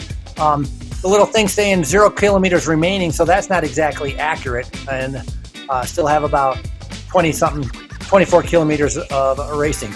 Sidlick, definitely off the back right now. She's in no man's land, sitting in the green. You can see the green by her name, showing what kind of zone she is in. Red being the hardest, and then kind of going down from there. But Sidlick, just a big effort in the beginning, trying to be able to take it to some of the other riders, but not working out right now as coming in towards those final 20K of the race. Yeah, you can see sitting at about 500 meters back. Biggest gap that we've seen for her today. So our group of 7 down to a group of 6 as Godby continues to ride on the front with Keller, Tracy, Matson Co., who's doing a good job. Double Hickok doing a good job. Double Hickok normally would be, I would say, the best climber out of the group, but in the virtual platform, you don't really have gravity working against you. It's a little bit different, and so the power that Godby has could play into her favor a little bit later on. 10% slope right now as Christy Tracy is the one setting it on the front, just keeping it steady at about 4.6 watts per kilogram. Double Hickok, everybody kind of right just below 5 watts per kilogram all together right now as they're coming over the top of this.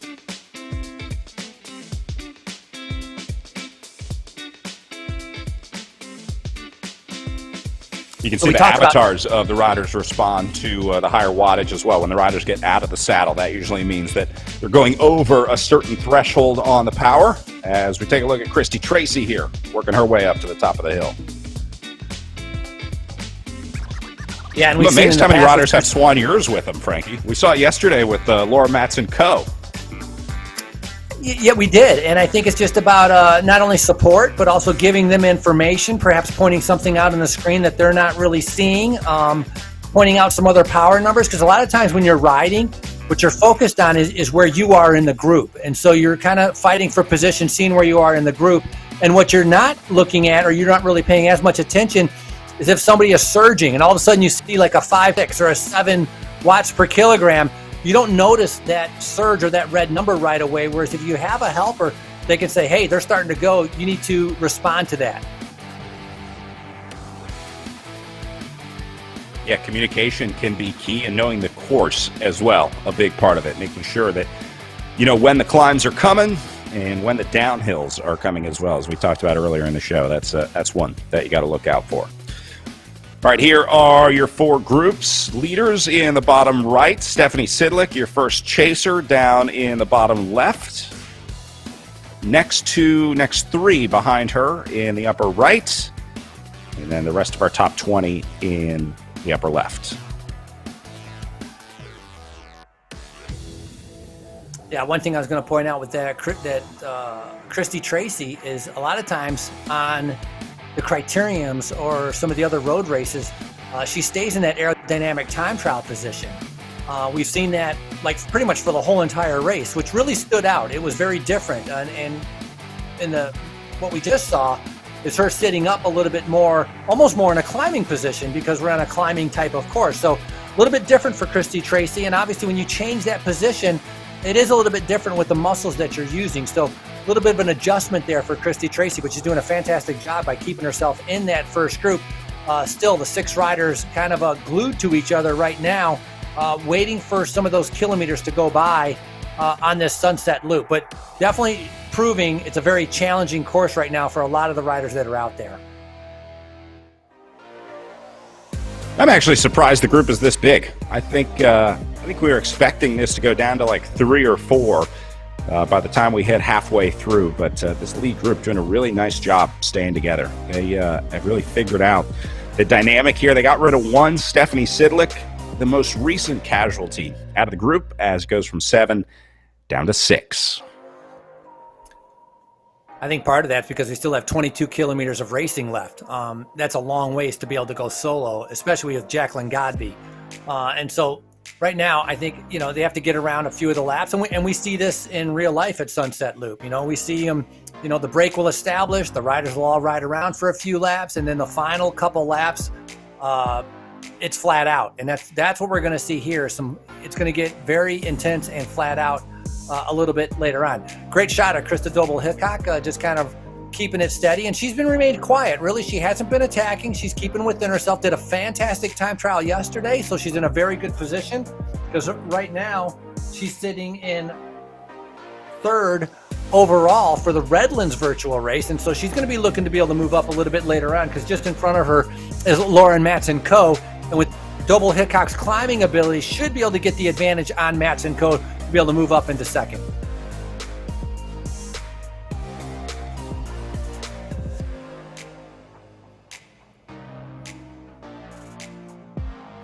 All right, so coming up on 20 kilometers of racing remaining here, as the situation remaining the same up the front. This group of 6 just ticking away the miles as they slowly melt away the last 3 circuits of the Sunset Loop Road Race. We're going to take a short break here from our live coverage of the Redlands Bicycle Classic, pay some bills, and when we come back, more live racing for the pro women in the Echelon Racing League.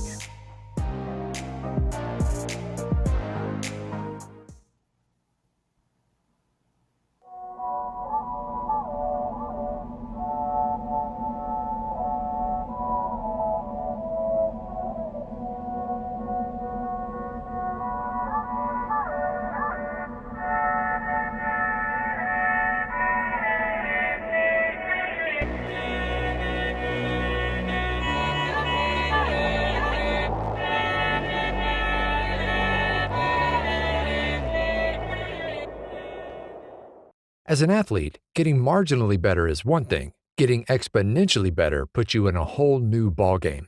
Biomoto uses a proprietary digital process to capture movement at 200 frames per second and 70 sensors per foot to measure ground-based forces, resulting in advanced motion analysis that's up to 10 times more accurate than orthotics. It's the data generated by this process that allows Biomoto to construct custom insoles that make athletes faster, stronger, and more stable, and result in an unprecedented 95% success rate.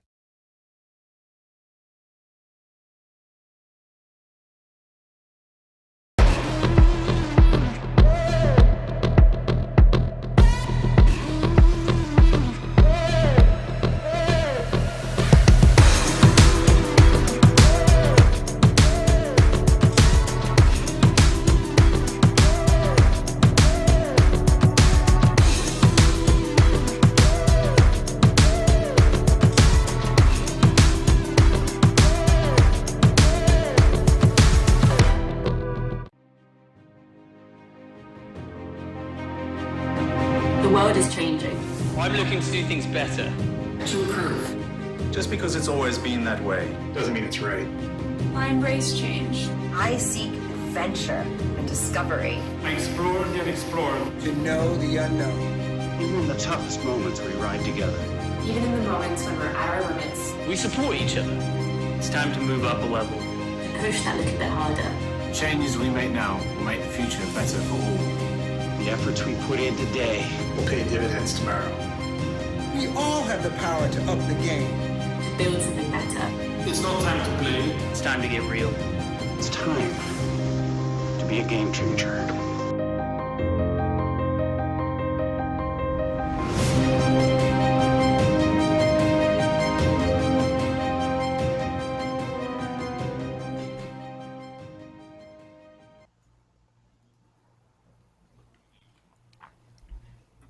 Welcome back. Good look at the front of the group from high up above the virtual RGT world on our Sunset Loop road race course. And, of course, the appropriate helicopter noise as well. Feels like we're at a real bike race, doesn't it, Frankie? Very much so. Just we need to incorporate some ringing bells, maybe some fans, just kind of like the way they pipe in the sound for the NBA and for the NFL, and then we'll be good to go. Right. Yeah, I do miss the cowbells, I got to say. I think that was one of the very cool parts of racing in person that we really haven't figured out how to replicate on our virtual platforms yet. You know what else we have to figure out is preems. I would love to give away some virtual preems, but we still have to figure out how to score that and make sure it's fair for everyone and all that stuff.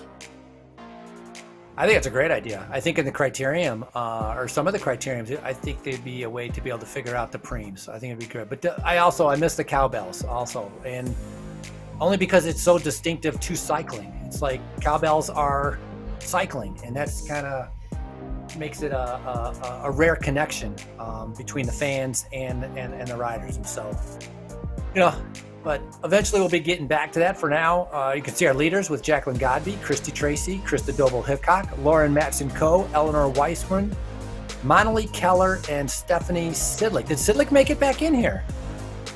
No, Sidlick is 685 meters off the back. So she's lost another 100 meters. So pretty much Sidlick is going to be gone. And now she's got to try to tap into her inner reserves to hang on to 7th place, because points are on the line and she wants these points. Plus, she doesn't want to lose too much time because you don't know what's going to happen on the next days, as the Redlands is based on time. And so that's going to become an important part. Amon and Pole still together back here in 8th and 9th place. Looks like Chaffin's starting to drop back a little bit, as she's going to be solo back there in 10th. You can see the gap that she has up ahead of her.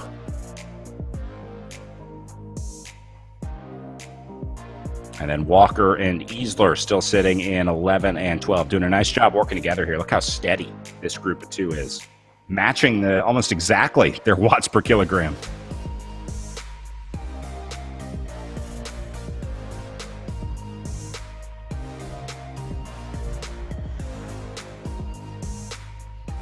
Then we go back to 13, 14, and 15 with Real, Cameron, and Harris in 15th.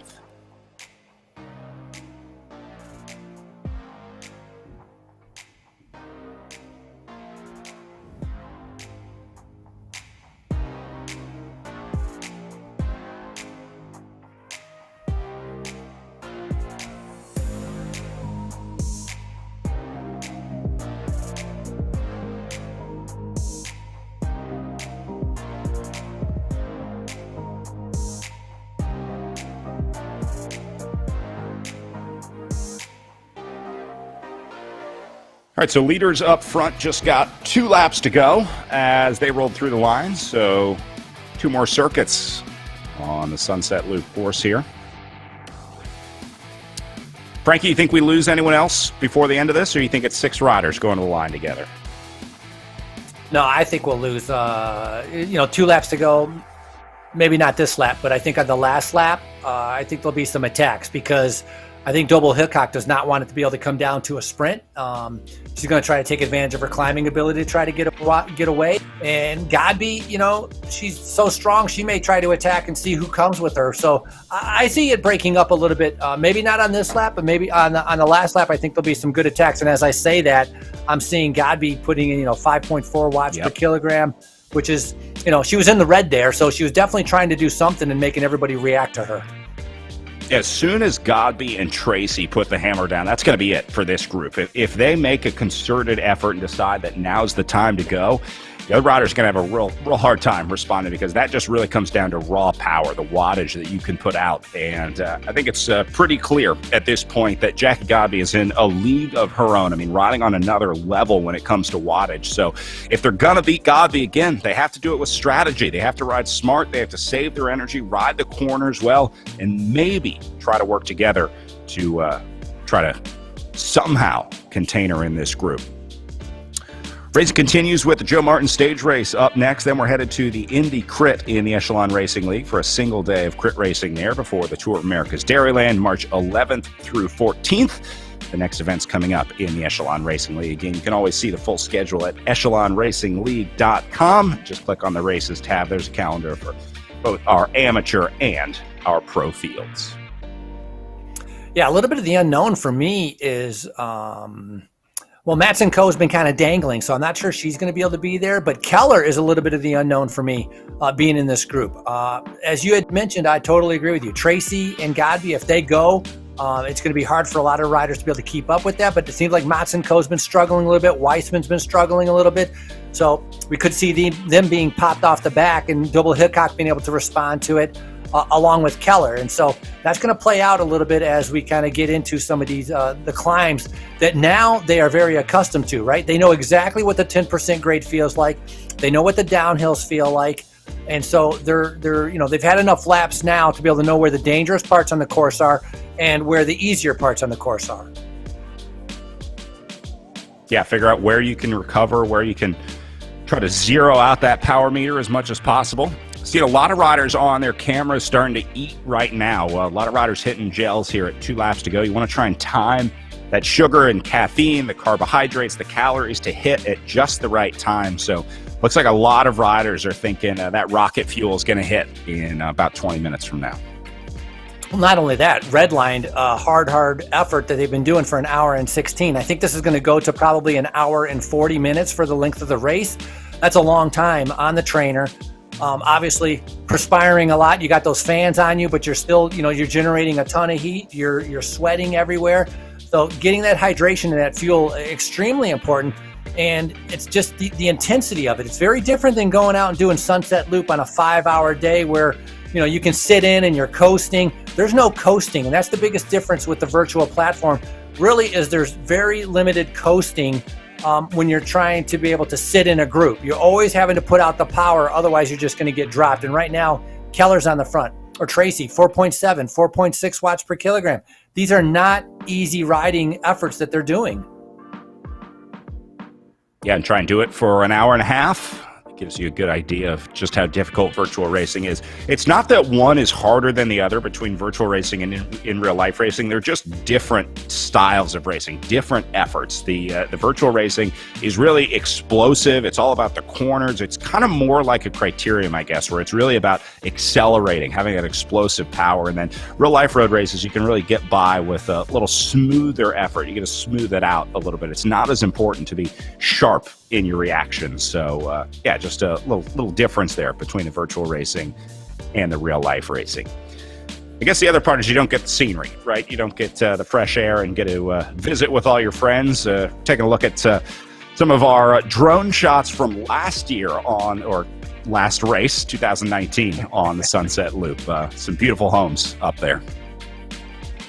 From last time. Yes. Yeah. Big. You can see how fast the downhills and how it gets strung out on the downhills. Speeds easily going, 40, 45, 50 miles an hour flying down here. But you can see gorgeous homes, very smooth roads, and it's a hard circuit. Going down to the fire station, they turn left. Long climb. Usually the first point sprint is at the top of the climb, and so that makes it a little bit different than having a point sprint on a flat road. It's on the uphill. But beautiful area to be able to go ride and, great mountain biking, hiking. And, Redlands is, it's known as a sporting community. They definitely welcome, with the host housing, all the athletes. And I've done many years of doing host housing at Redlands and had some great host houses where we've had a lot of fun. Like with the riders and myself, had a lot of fun hanging out with our host families. Yeah, you want to talk about how into the race the city of Redlands is. The finish line where these races start and finish in downtown Redlands has a permanent finish line built into the asphalt. It's like a brick line with the Redlands logo there in downtown Redlands. So you could say it's part of the city's DNA. Charlotte Backus in this course in real life is a kicker, no doubt.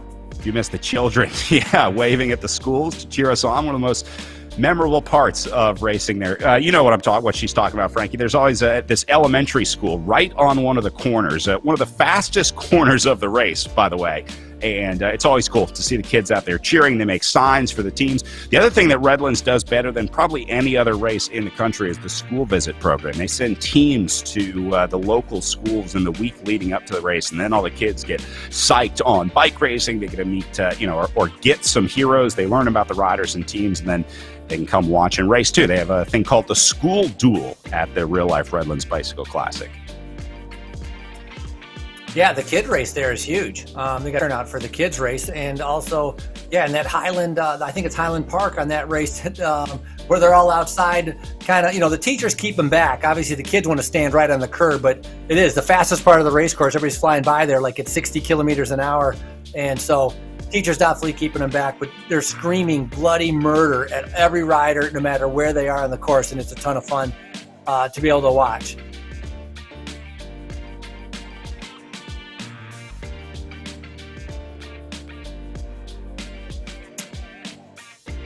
So the ants go marching 2 by 2 as they head up the hill right here, almost right next to each other. It's kind of in formation as still 4 watts, 5 watts per kilogram, doing a nice job. But everybody sticking together, not letting anybody kind of break apart. Double Hickok now coming to the front, and this is on the 10% slope.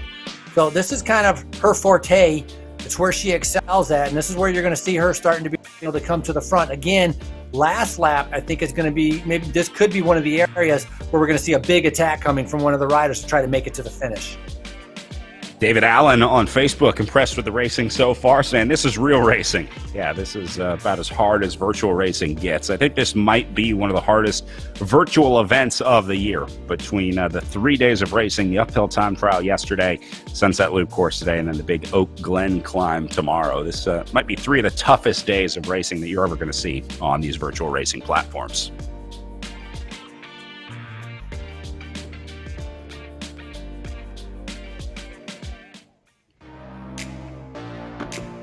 Krista Double Hickok in her pain cave had a chance to represent Team USA earlier this year at the World Championships races for the Rally Trade team, but she has her Team USA kit on here in the RGT platform. Now, Godby is wearing the leader's jersey. The leader of the Echelon Racing League has a special sort of reddish jersey that you see Godby wearing up on the front there.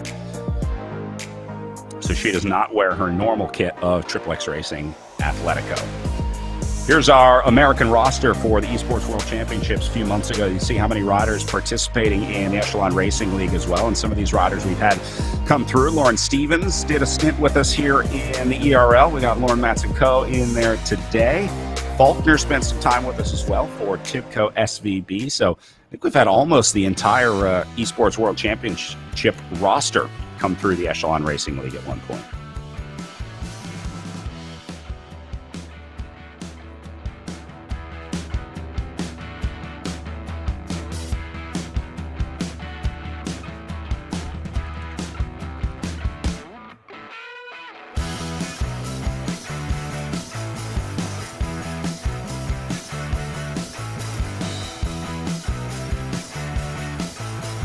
Now Stephanie Sidlick dropping even further back, coming up on almost a kilometer behind the leaders.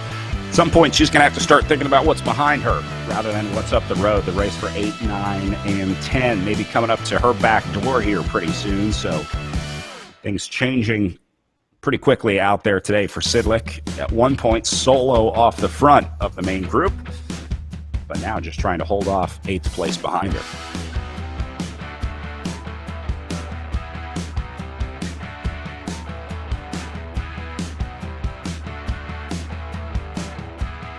And if Amon and Pole can work together,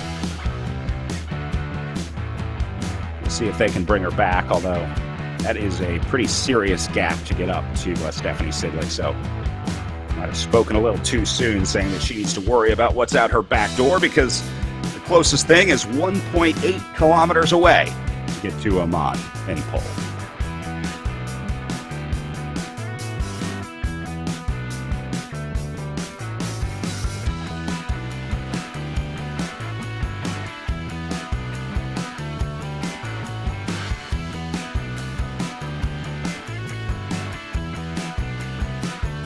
Pick up Morgan Chafin from the Velocity Vixen team,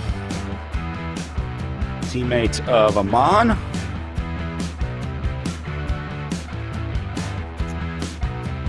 It's a nice ride by Morgan Chafin there, sitting in 10th as Easler and Walker are riding, trying to catch up. So looks like they're actually making some headway into catching up to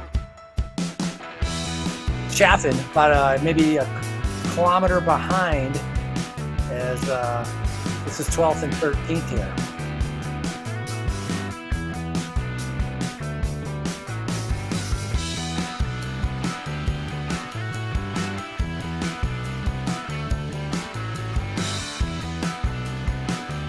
This group doing a nice job riding together as well. The Team Infinite teammates here with Cameron, Rial, and Harris. Got a nice pace line set up here. I think there was a Project Echelon jersey in there as well. The Bonacisi, Ayala, and Larson. The Velocity Vixen train looking good back here. There's a little team time trial going on. Yeah.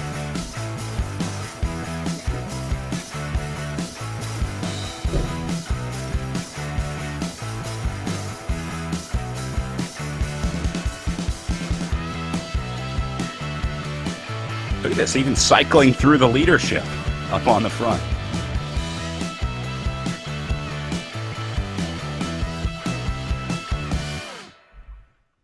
Velocity Vixen team starting all 6 riders here. It's a minimum of 4, maximum of 6 riders. They have 12 riders on their roster. A team can have up to 12 riders on their roster, and they can choose which 4 to 6 riders they want to start each week. So this is Velocity Vixen's roster for the Redlands Bicycle Classic.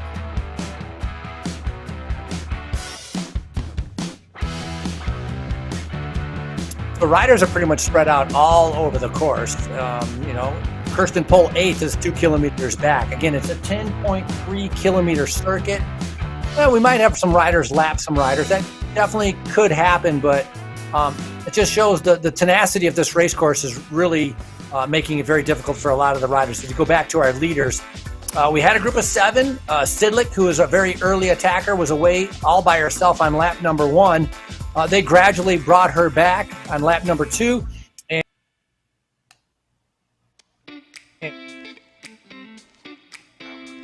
ride. Come.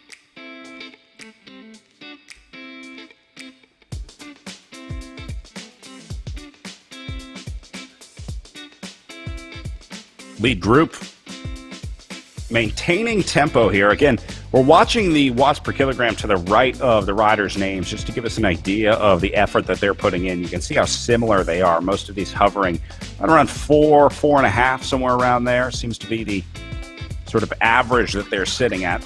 Now, again, the watts per kilogram is a standardized number because it takes the weight of each individual rider into account.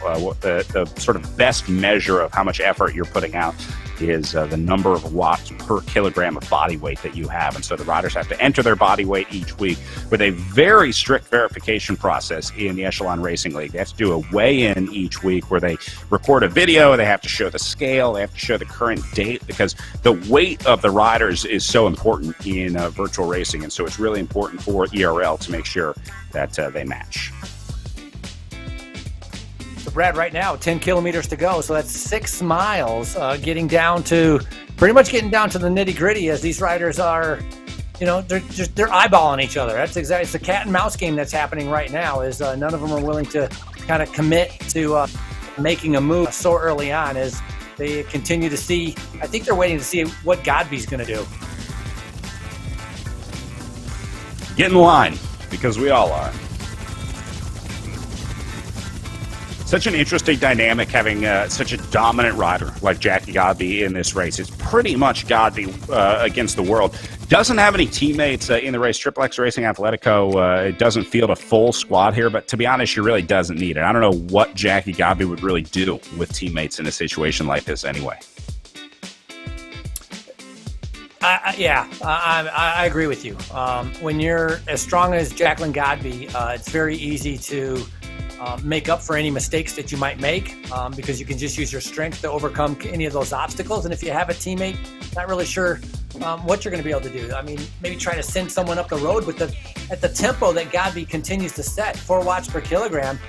That's the problem. Nobody can go up the road because we're going, 31 kilometers per hour. There's a little bit 9 kilometers to go, and we're putting out 4 watts per kilogram. It's like if you're going to attack, you better be careful, and it's at the right time because that's a long ways to go. And you can see, look at the focus on her. Just that is pure determination, wanting to take another win. I don't think she's looked away from the screen this entire time. I've been watching her on the cameras here. Pretty amazing, the focus that she's had over the last hour and a half. All right, riders heading out for last lap of racing. You see our leaders up in the upper left-hand corner of your screen just now going through the line. That sends them out for the final circuit of the Sunset Loop.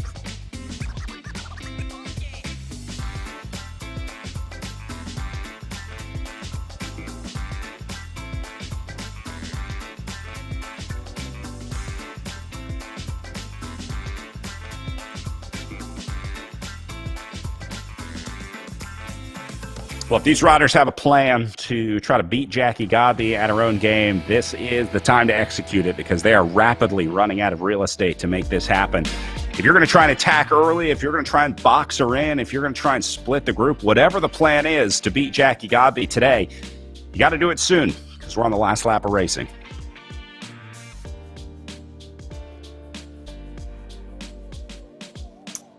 Godby doesn't want to run. I don't think she wants to take.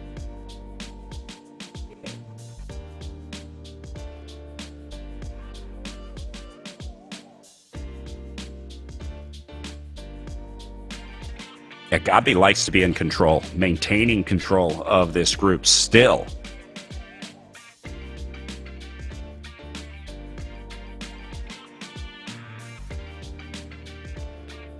Mats and Co. getting back in.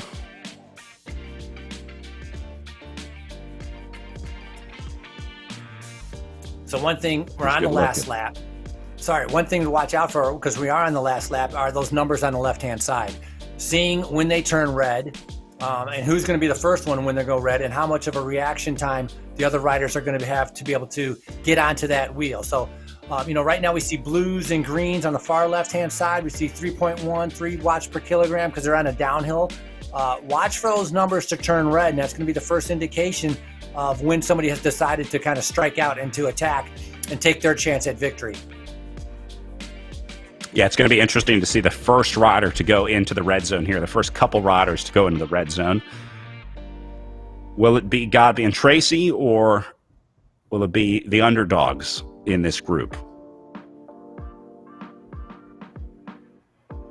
Double Hickok might be able to pull something out here. She can try and attack early and get away. She might have the TT chops to be able to hold Jackie Godby all the way to the line. I would agree. I think it's a great course for Double Hickok to be able to, and she's been staying calm and reserved, just kind of sitting in and following. Whenever you go to her picture, she looks very in control. Doesn't look like she's too red in the face or overextending herself. So I think it could be a great course for Double Hickok. Obviously for Godby, just her strength allows it to be good for her. But as we look at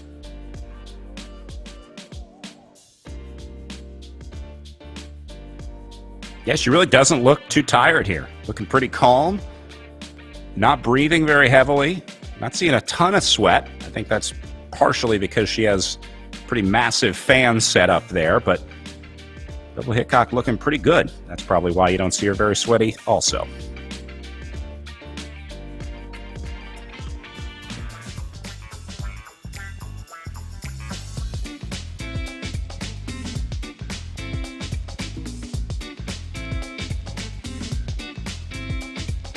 This has got to be tough if you're planning on launching an attack, if you think that you're going to try and launch something, just sitting in here waiting can be one of the hardest things out there. Like trying to hold on to a hot stock. Just want to go, you want to sell it, but you got to wait until just the right time. So I'm wondering if Double Hickok is trying to contain the beast a little bit right now, waiting to launch the big effort. Yeah, trying to control yourself. I still think worst case scenario is that Jackie Godby is the first to go and you have to respond, because if Godby's going, you know she can do it. She probably knows herself better than most of these riders in the group. And so I would say when Godby attacks, she is pretty sure she's going to be able to stick that one to the line. Godby goes, everybody's going to react to it. So maybe in your head you're thinking, maybe I should wait for a little bit of an uphill and go and attack before Godby attacks. Because then if Godby responds to it, perhaps you can get onto her wheel and you can get pulled to the line and have, a first or a second place. And so, you got to be thinking that way, that if you can get away with Godby, right? Wouldn't that be the perfect teammate to have going up the road, or non-teammate to have going up the road? Yeah. Easier said than done. I'm just going to follow Jackie Godby's wheel. No, my point is you go first. Go first and attack, catch everybody by surprise, get the gap, and then see if Godby reacts to it and then comes up to you. So this is the idea here, is not waiting for God, because if Godby goes and when she decides to go, I agree with you 100%, Brad. Not easy to be able to get onto that wheel and just get pulled away. And so that's why I think here on the last lap, we're on 8% grade.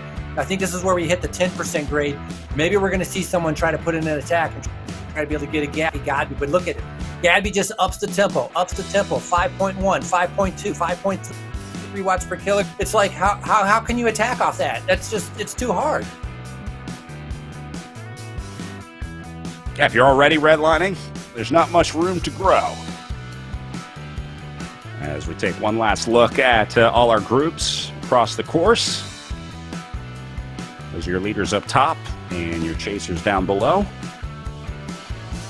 Doesn't look like much is going to change in the chase situation. So I'm thinking it's this lead group of 6 that will be focusing onto the line.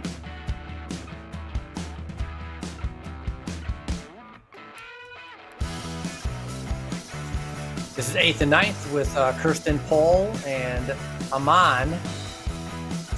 So a nice ride by them for 8th and 9th place right now. They still have a whole lap to go, whereas our leaders right now, I think, have about 4 kilometers to go. Recovering from a broken collarbone from earlier this year. So she's kind of gradually making her way back from recovering off of that broken collarbone, the young 23-year-old. As we go back up to our leaders here. Matson Coe, man, she's just been hanging at the back. I mean, almost like a sleeper, secret assassin. I wonder if she's going to have something at the end.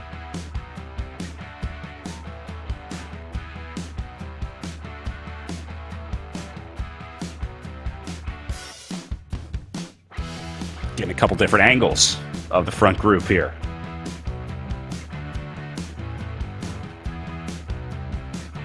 This looks like an attack, possibly. I think Monali Keller now on the attack.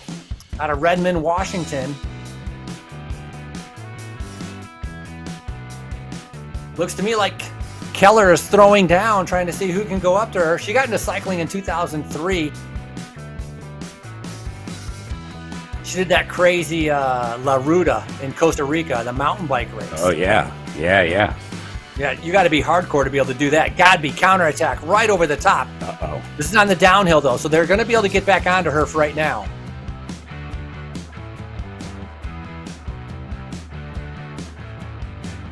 Yeah, this has to put the field on notice. That is worrisome when you see a gap like that for Jackie Godby. Even if it is on the downhill and you're confident that you'll be able to get back in, that tells me that Godby's able to open up the gap at will, and that's going to be a problem for the riders in this field. They're running out of time to do it. It's easy to armchair quarterback here and say that everyone should be attacking Jackie Godby. That's an easy thing to say when you're sitting in a comfortable office chair and everyone else is averaging 4 or 5 watts per kilogram, but from our helicopter drone view up here, it just seems like that's the only way that anyone's going to be able to take on Godby today. Well, coming through just under 3 kilos to go, and in a little bit they're going to be, they're marking each other extremely well, as we're looking at Monali Keller right here. doing a great job. She was attacking on that little uphill to get herself in a good position on the downhill. Godby responded to it, and our 6 riders are still 6 straight across the road.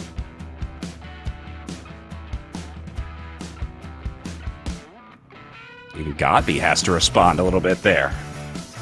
Matson Co. going into the red. Double Hickok into the red as they hit the big part of the climb here, 11% uphill. This is it, Frankie. Double Hickok going to lead the way up the climb. Yeah, look at the watts, 7 watts per kilogram. Double Hickok striking out. This is her opportunity. She's trying to go away, and Godby just setting a tempo right behind it. So Double Hickok, Godby finding to Wiseman. Matson coming off a little bit off the back, but right now she needs to be able to go, and look at it, out of the saddle in a bigger gear as Double Hickok right now to take advantage of her climbing ability to be able to get a gap. Double Hickok out of the saddle, but still not able to get rid of Jackie Godby here. This is frustrating for Chris Double Hickok, not for us. Look at that, a little bit of a gap. Little bit of a gap. I think she's might have cracked her. Just got to give her some motivation there. See, started to open up a little bit of a bike length as Godby now, but look at the gap that's forming to the 4 riders behind it. So Hickok and Godby pulling themselves away from everybody else. So that is a huge effort to be able to crack the others, but Godby just not willing to fold. You called it. Chris Double Hickok goes first. Godby responds, and now she has a little bit of a gap to work with here. Looks like the Christy Tracy chase is going to close this down, but they were able to get the separation that I think that they were looking for. Was it enough? Will it hold? I don't know about that, because it looks like these chases are coming back.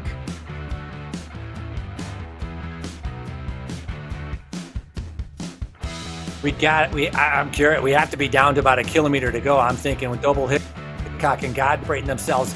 Nice ride by Christy Tracy to be able to bring it back. And Matson Co. doing a fantastic job to be able to stay in contact. Weissman suffering just off the back. So I think Weissman has made it back on there also.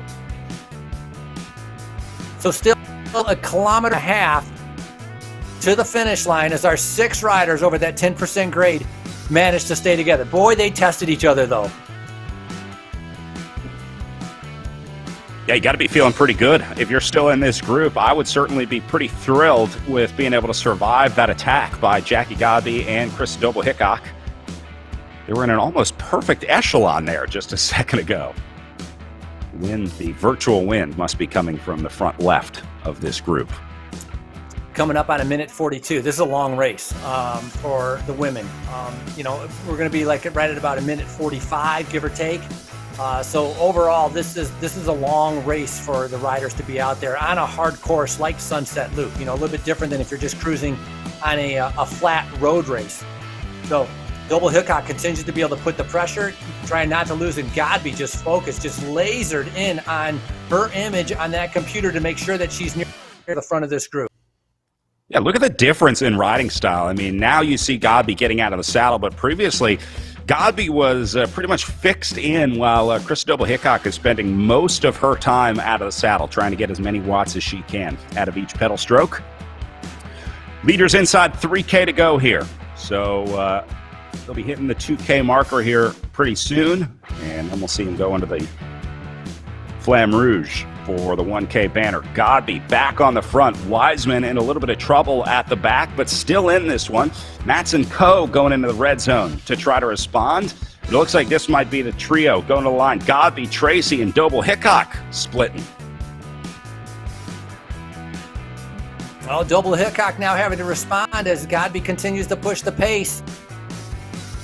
2 of the strongest time trialists now are in the front. You called it, Brad, that if Godby and Tracy get together, who's going to be able to stay on their wheel? And right now it looked like it was Double Hickok. Fantastic ride here by Matson Co., but she had to put out a big effort, 6.5 watts per kilogram to be able to catch back up to the leaders, and that effort just pushed her to the front.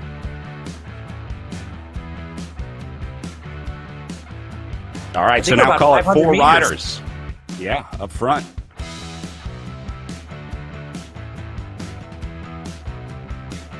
I think we're under 500 meters to the line as we're getting ready. It's going to come down to a sprint out of this group. Sorry, Frankie.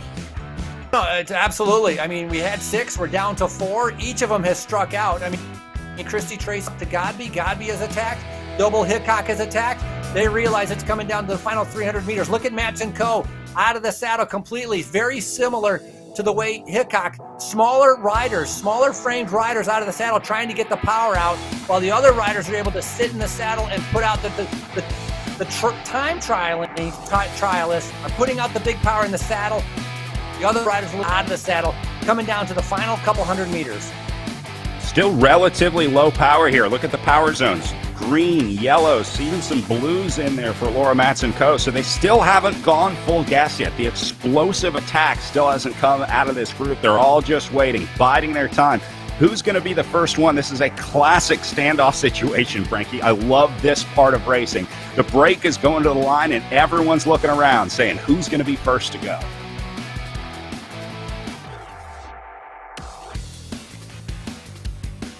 Yeah, they're just waiting, just kind of waiting to be able to see what the 200-meter mark is to be able to launch their sprint coming into the final stretch right now. 2K. Sorry, Frankie. They just went inside 2K to go. 2K. I thought it was 60 kilometers. Okay, well, that's fine. 2 kilometers then to go. All right, so that's why nobody's really kind of, they're just sticking with each other. Apologies, they're a little bit closer to the line as we're coming into 2K. So Godby setting that tempo.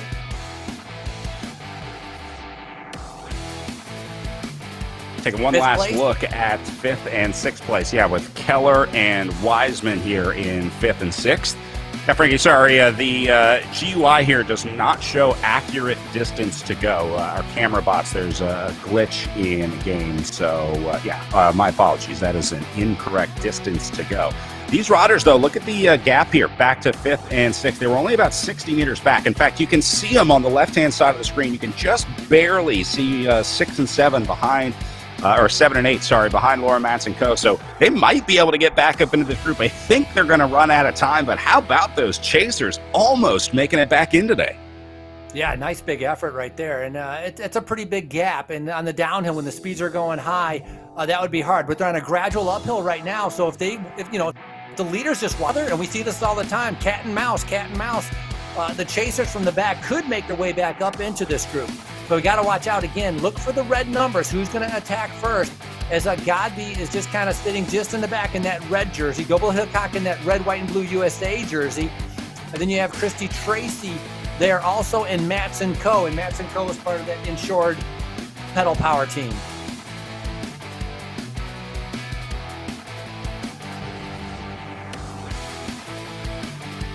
All right, so leaders about to hit 1K to go here, Frankie. That's amazing. Like, I don't know how Krista Double Hickok can ride out of the saddle for so long. I mean, she's just going, just full power out of the saddle the entire time. Look at Matson Co. She looks like she's already sprinting, and she's been like that. It's like an unbelievable. Christy Tracy just taking a little bit of a coast, a little bit of a breather. She's getting ready to be able to launch her attack. And so this is going to come down to a fantastic sprint.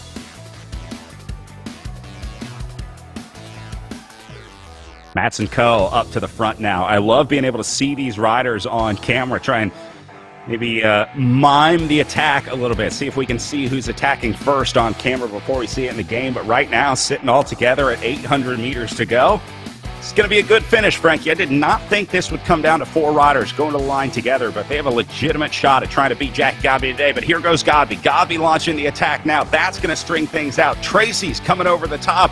Did Godby go too early today? Look at Double Hickok doing a fantastic ride out of the saddle, shifting gears. Matson Co. now surging on the inside, trying to be able to get to the line. And that's the question, is that they don't really see the line. They're not exactly sure how much farther it is to there. They'll see their countdown timer counting down, the distance counting down. But right now, Tracy's on the front along with Godby and Double Hickok hanging on for dear life. There's the arch. Here comes Laura Matson Co. Look at this attack from Co. She goes by Godby in the last 100 meters, and Laura Matson Co. did it. Godby attacked too early. Matson Co. held on, and Laura Matson Co. has dethroned Jackie Godby today. As hard as that race was, I think Matson Co. looked up and saw that banner before any of the other ones and started her sprint to be able to get there. What a ride by Lauren Matson Co. And so that is a fantastic ride. Second yesterday in the time trial and first today So congratulations to Lauren Matz and co. Wiseman and Keller will hit the line in 5th and 6th. And then Stephanie Sidlick from the Canyon Esports team going to hit the line here in 7th.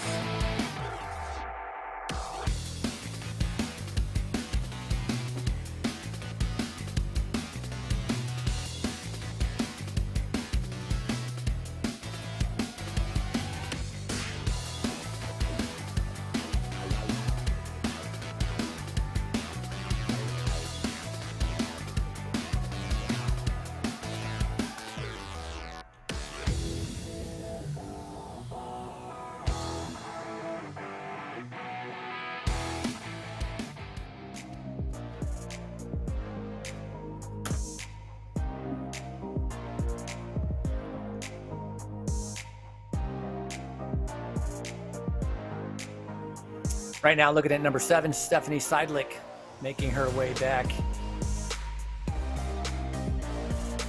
Started off the race, from the Canyon Esports team, putting the pressure on everybody else, was away for a lap, and then gradually, once she got caught, I think she hung in there for about a lap, but then, the pace was just a little bit too much, then ended up coming off the back, so she's making her way towards the finish.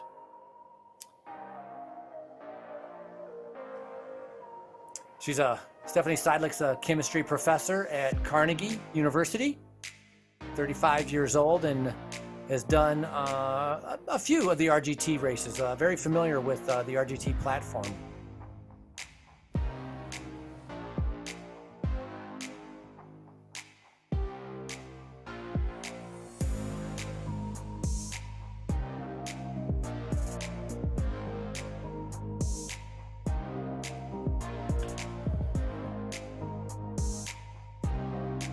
Watch Stephanie Sidlick wrapping up her ride, being joined now by our race winner, Laura Matz and co. Laura, congratulations. An exciting finish out there for 4 riders going to the line. Did you expect to see a group going to the line today?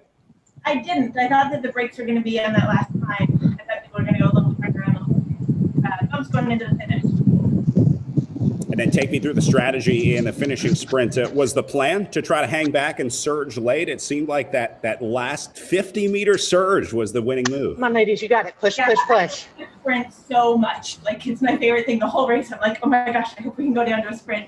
And so, yes, that was my plan. Was just push, push, push. You got it.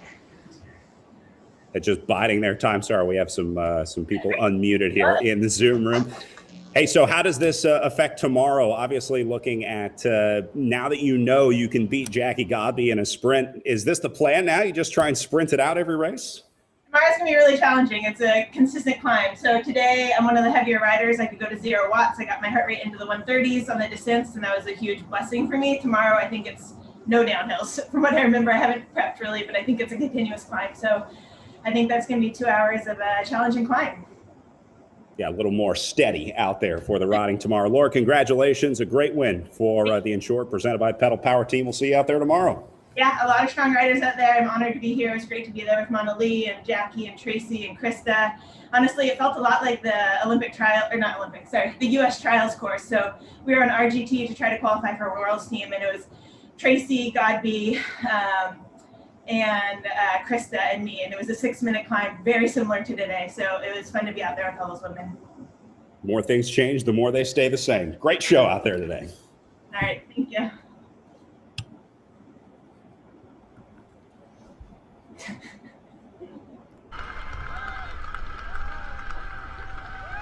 Kind of interesting, Frankie. Got a little preview there of how this one would end. Again, a lot of these riders starting to get more and more familiar with each other as they really start to learn who the good riders are, who the riders are to watch out in there. All right, here are the 6 riders in so far, with Matz & Co. taking the win ahead of Jackie Godby. Christy Tracy can end up 3rd on the day. Double Hickok in 4th. Eleanor Wiseman will take 5th, and Mona Lee Keller in 6th. Yeah, I thought it was very interesting how she talked about the trials for the eSport World Championships was all the same riders.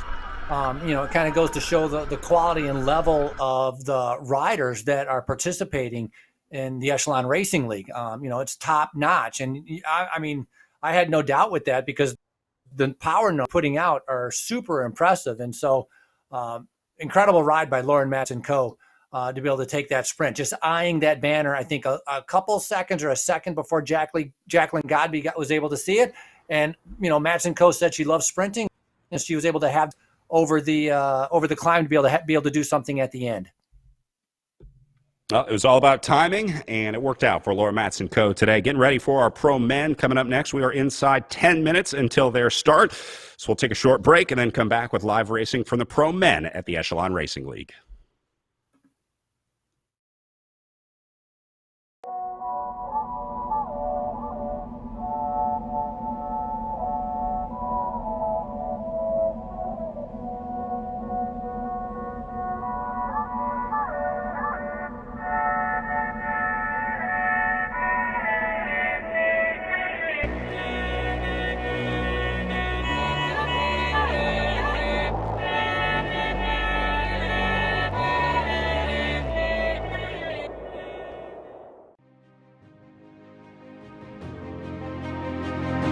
The world is changing. I'm looking to do things better. To improve. Just because it's always been that way doesn't mean it's right. I embrace change. I seek adventure and discovery. I explore the unexplored. To know the unknown. Even in the toughest moments, we ride together. Even in the moments when we're at our limits. We support each other. It's time to move up a level. Push that little bit harder. Changes we make now will make the future better for all. The efforts we put in today Will pay dividends tomorrow. We all have the power to up the game. To build something better. It's not time to play. It's time to get real. It's time to be a game changer.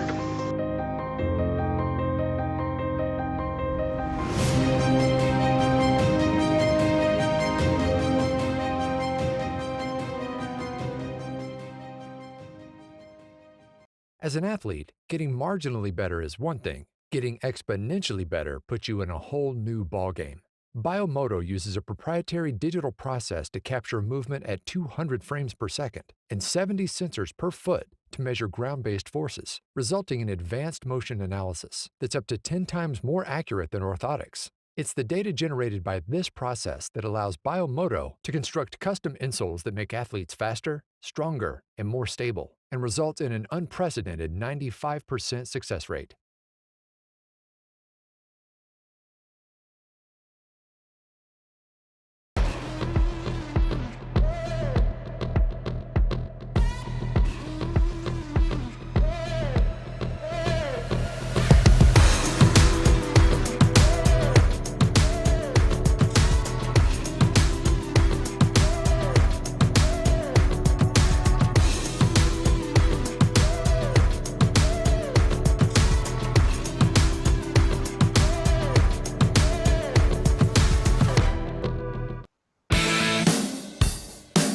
The 2020 Echelon Racing League is brought to you by Biomoto. Find the motor in you.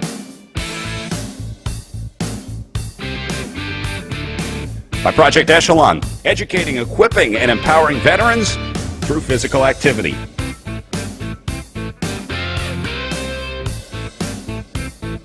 By Hyperice, move better and enhance your recovery with Hyperice.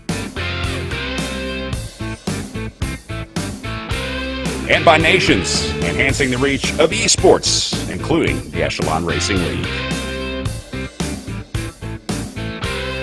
Another look at some of the old school postcards from Redlands, California. Things looking a little different back when the postcards were hand-painted, Frankie. Some pretty impressive art here. Obviously, they're just printed now, but a pretty impressive look at Redlands here as well. Hard to believe that this is what Redlands used to look like.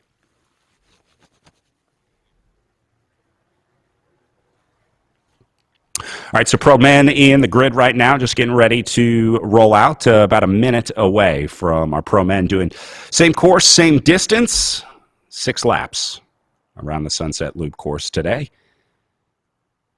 And if this one plays out any way that we saw the women's race, should be an exciting one. I was surprised to see the group go the line together, and it may be an even bigger group for our pro men out there today. So see our riders getting ready, some cool pain caves in there as we switch over from our pro women to our pro men now after wrapping up a really exciting pro women's race. That might be the best race of the Echelon Racing League season so far. Watching Laura Matson-Coe sprint over the top of Jackie Godby was really exciting. All right, inside 30 seconds to the start of our pro men. The question here, does anyone get away early? Does anyone try and attack? I think they probably all stay together and just roll away from the line as a group, just like we saw in the women's race. So time to start cranking those trainers up. I was going to say cranking the power meters up, but they have to maximize their power when that turns green so that they can rocket off the line. So you'll see everyone get out of the saddle here as they go inside the final 10 seconds, and then the field shoots off the line as they get the countdown. Frankie, back underway and racing in Redlands. Yeah, I'd be curious, this is going to be an hour, 45-minute race. I don't know how long they do with the warm-up. I mean, you got to kind of balance being on the trainer for a long time with your food and nutrition needs, but the start's critical, and all of these guys know that. And so out of the saddle, full power. We're going to see red numbers over there, 4.65 watts per kilogram, putting out 400 or 500 watts for that first minute or so to make sure you're in the front group. We already see one rider being gapped off in the back. I mean, that is obviously not an ideal situation. So the big gun to come up to the front, and especially this first lap, a little bit of a learning curve, try to figure out how to handle the uphill. And an advantage is Matt Usborn. He actually the amateur on the Sunset Loop. So that's going to come in handy for him a little bit later on. Yeah, absolutely. Having that experience of riding this course, even if you just did it once, even if you just did one circuit of a Sunset Loop course, you're going to have a much better idea, obviously, of the course on the day, and that's a major part of doing well on these RGT races. I think that's one thing I've learned, too, is you have to recon these unique courses. On a flat four-corner criterium, not such a big deal, but on these hilly courses, the longer courses, you absolutely have to get out there and test the course at least once. Yeah, and I believe we're going to have about 50 riders on the start line here. At least that's how many started yesterday that did the time trial. 50 riders. So we should have had 50 on the start line. And we talked about Rutherham, a fantastic time trial yesterday. The young 21-year-old finally, getting that elusive 6.02, so 6.0 watts per kilogram.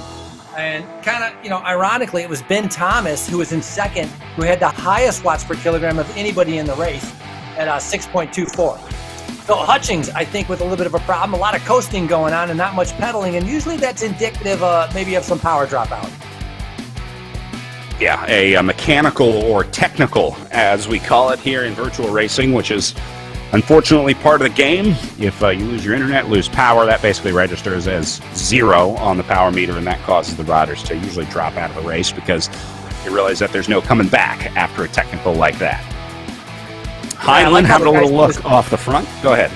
I like how the guy's getting like in a super tuck. Did you notice the riders on the downhill? They lean forward and kind of get into a super tuck.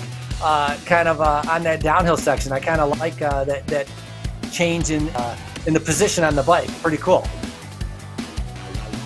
Saw Matt Main of the Insured Pedal Power team a little bit off the back. Kind of surprising to me. Main has been a pretty strong rider since joining the pro ranks here of the Echelon Racing League, so maybe just had a bad start, or maybe his kids are watching Netflix.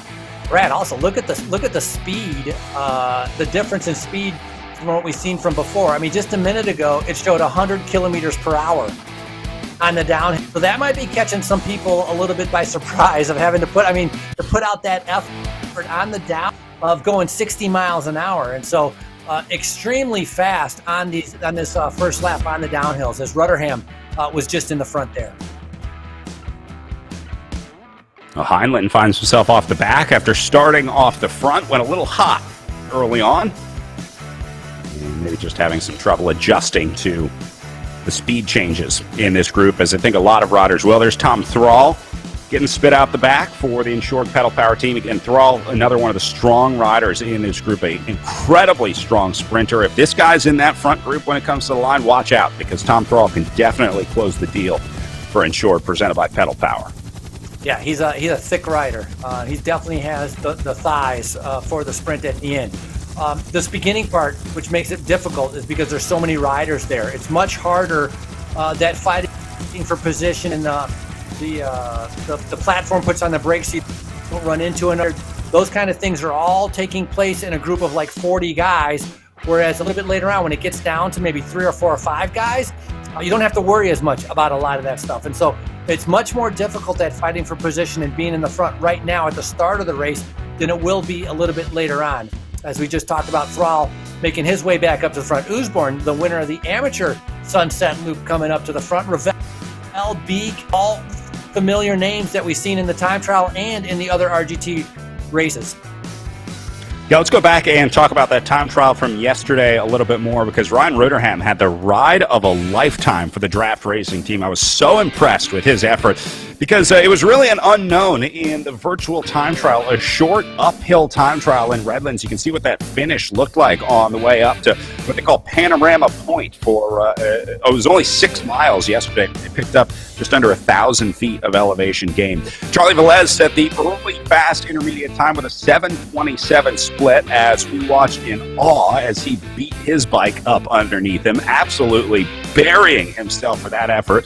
Held the fastest time for a while until Ryan Ruderham had a shot at it for draft racing. Now, Ruderham had the 5th fastest split of the day, almost 30 seconds slower than Charlie Velez on the intermediate split, but it's the way that he finished. Look at this. You talk about putting in an effort to get to the line. Ruderham absolutely crushes it and ends up 4 seconds ahead of Ben Thomas yesterday, with Matt Usborne ending up in 3rd. Velez slipped down to 4th, and then Charlie Beek, we were talking about earlier, in 5th place at 27 seconds down to Tom Thrall in 6th. But all the credit in the world to Ryan Ruderham. This was a guy that was so close to winning stages in the Echelon Racing League earlier in the season, and he finally got the elusive stage win yesterday in the opening prologue of the Redlands Bicycle Classic. No, it's a fantastic win for the young 21-year-old. And Ruderham, for draft racing, I mean, he only started focusing on cycling in 2017. It's 3 years ago. So relatively new to the sport. And it's a big win for him. He's a lightweight rider, a good climber, and put out, 6 watts per kilogram to be able to take that win. So it's got to be, and when you're young like that, Brad, it's got to think about the boost in confidence that he now has. Yeah, 100%. Once you get that first win under your belt, the second and third tend to come a little more easy. So definitely keep an eye on Ruderham. He's going to be in the red kit there of draft racing. In fact, you might see him get to the front here pretty soon, because I'm seeing some of his draft racing teammates making their way up to the front of this group. So another rider we need to watch out for is Ben Thomas. He's been exceptionally consistent over all the RGT races. He did a good job in time trial, and he's only 4 seconds back out of the lead.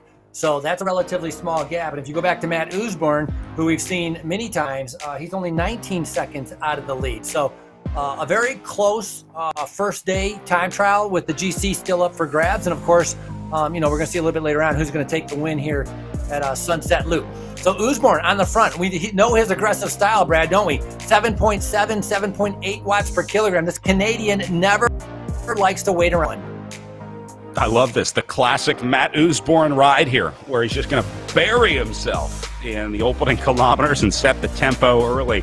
I do have to give Usborne credit. He has really been able to sort of make sure that these races are hard early on, because otherwise there's a chance that these guys would just sit in. But anytime we see that pace drop just a little bit, Usborne always seems to be one of the first to kind of get back in and say, all right, time to pick this pace up. Nice look right here with Velez coming to the front. Will Harden. Will Harden did not have a very good time trial yesterday. I'm sure he's a little bit disappointed with that. He's always there near the end at the group, the group races. His time trial might have been a little bit new for him. Patrick Wall is there, Miller, Usborne, Sedgebrush, and right now 2 riders, Velez and starting to be able to go away from them. And Charlie Velez is not waiting around for anyone. He was second in the amateur Redlands to Usborne on this Sunset Loop. So he, of course, also, but again, very early on. This is going to be a minute 40, a minute 45 minutes worth of racing. And so this big of an effort so early on, I mean, we saw what happened with Sidlick. This could come back to haunt these riders a little bit later on. Yeah, it's a long race ahead of these guys. The good news for Velez is he has some company with him. This is different from Sidlick's scenario because Sidlick was caught out all alone. Having just one other rider here with Will Harden is going to be a big advantage for Charlie Velez here. Now, that's if they can communicate and get together. Obviously, on different teams, they won't be able to communicate whether over Discord unless they exchange their personal information before the start. But I'm going to guess these guys are just in sort of an unsaid agreement that they're going to try and ride together and see if they can stay away from the field.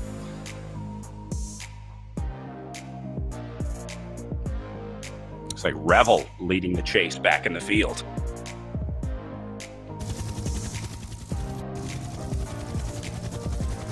Well, two 22-year-olds. Harden, 22 years old, as 22 years old. Will Harden out of Winston-Salem, North Carolina, has found themselves, kind of in the front. And when you're young, you get high anaerobic capacity, and that's exactly how the start was. Super high speeds, trying to be able to get over the rollers, trying to be able to stay near the front, and the group is dwindling extremely quick. Right now, on a 7% upgrade, instead of being like all bunched together, instead of being a blob, it's starting to string out. And when it's strung out, that's very indicative that they're going hard. Just like in real life, once it starts stringing out and getting single file, that's a sign that things are going to crack. Yeah, look, things starting to break up back behind him as Usborne puts in the effort to try to close this gap down. He brought back some significant distance. Zach Nair there as well. And then you saw Tom Thrall just letting off the gas a little bit as they slowly but surely reel these guys back in. A little bit further back, you can see some of those gaps opening up. This is a critical hill, 5% upgrade or uphill. And so, if you're 15th, if you're in that 15th to 18th, it's like you got to try to latch on to the back of these now, and hopefully that they will ease up a little bit later on. You don't know that they will, but you got to take that chance because once you get dropped, you're going to be gone. And you can see right behind them, you're getting a little bit of a block where these guys are covered, and then you got the chasers, or not the chasers in the back, trying to get back up to the main group. But in the front, Velez, Harden, Usborne, and Beek doing a fantastic job of putting the pressure down to try to break away. Boy, it really feels like the pressure is there to be able to cause a split here, doesn't it? I mean, if we were watching this in real life, this is like in the opening kilometers when you're watching the break establish. You see these groups go away, and then you see that one break that looks like it might have a chance where you're like, all right, this has the right mix of riders. The field seems to be responding the right way. I know it's early on, but this thing's looking pretty good for these guys, and I think Segabrush is realizing that right now. You saw him attacking off the front of the group. He wants to make it 5, but this is the omnipresent danger here that everybody in the field says the same thing, and eventually they all just end up bringing back the breakaway. So I think this group of 4 is motivated here, Frankie. This is a good scenario for these guys. It's a long shot that 4 riders can make it for 5 3/4 more laps that they have remaining, but at least it's a shot. No, I agree. It's just like in real life, as you were just talking about. It's like this is a break trying to set up, and it looks like it's good. I think this is a break that actually is going to work. For how long, I don't know. But I think they're going to be able to get a gap. And you want to talk about some young, I talked about Velez, 22 years old, Harden, 22 years old, 2 very strong riders that have been very prominent in the RGT. And if we leak, he's 24 years old out of Great Britain, races for Team Tour 2000. And, in 2018, we're talking 3 years ago, he actually rode in the baby Giro d'Italia. So that's another super strong rider to be up there. And if you put Usborne in there, and we've seen like what he can do, this is a very strong and dangerous move. And I think a lot of riders are going to have alarm bells going off in their ears, or their directors are going to be telling them, you got to shut this down.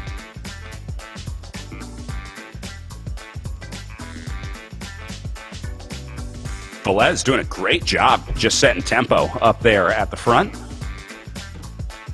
Really nice and steady.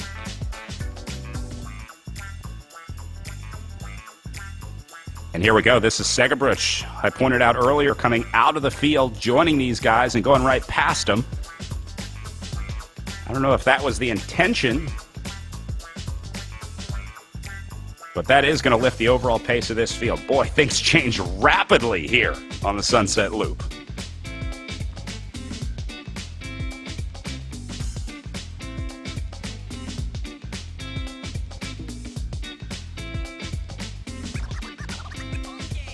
Wow, we had a group of 4. Now it's grown to about a group of 6 or 7. Did I just see Velez? Thrall. So Tom Thrall reacting to that situation to get up there. This is going to get more dangerous in the back because as the strong riders all come up to the front, who's going to pull the pack? Who's going to continue to be able to bridge across on a wheel that you can sit on? And so this gap right now, it's showing.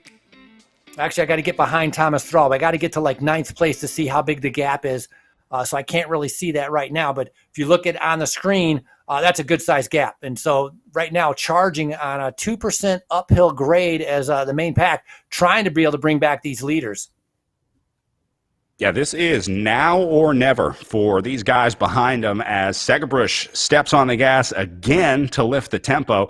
I think you're right, Frankie. There's got to be some panic going on back in the group with the teams trying to tell each other that we need to close this gap down because it's only going to get faster up at the front. I'm taking a look at the teams in the group, trying to see if there are any teams that missed the breakaway. We see Canyon Esports. Zach Nair in this group as well for Project Echelon. Let's see if we can listen to the Project Echelon Discord. We've got them on Discord. I'm not sure if they're saying anything right now, but we're just going to listen in on their Discord here for a minute. Let's see if they say anything interesting.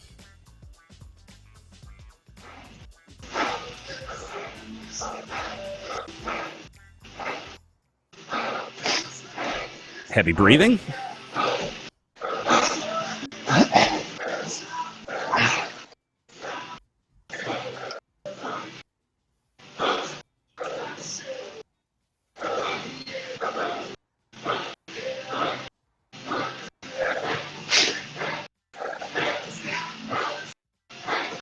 I think a lot of we're going to leave this up as we listen to these guys breathing right, hard, Zach, but I'm sure. There we go. There we go.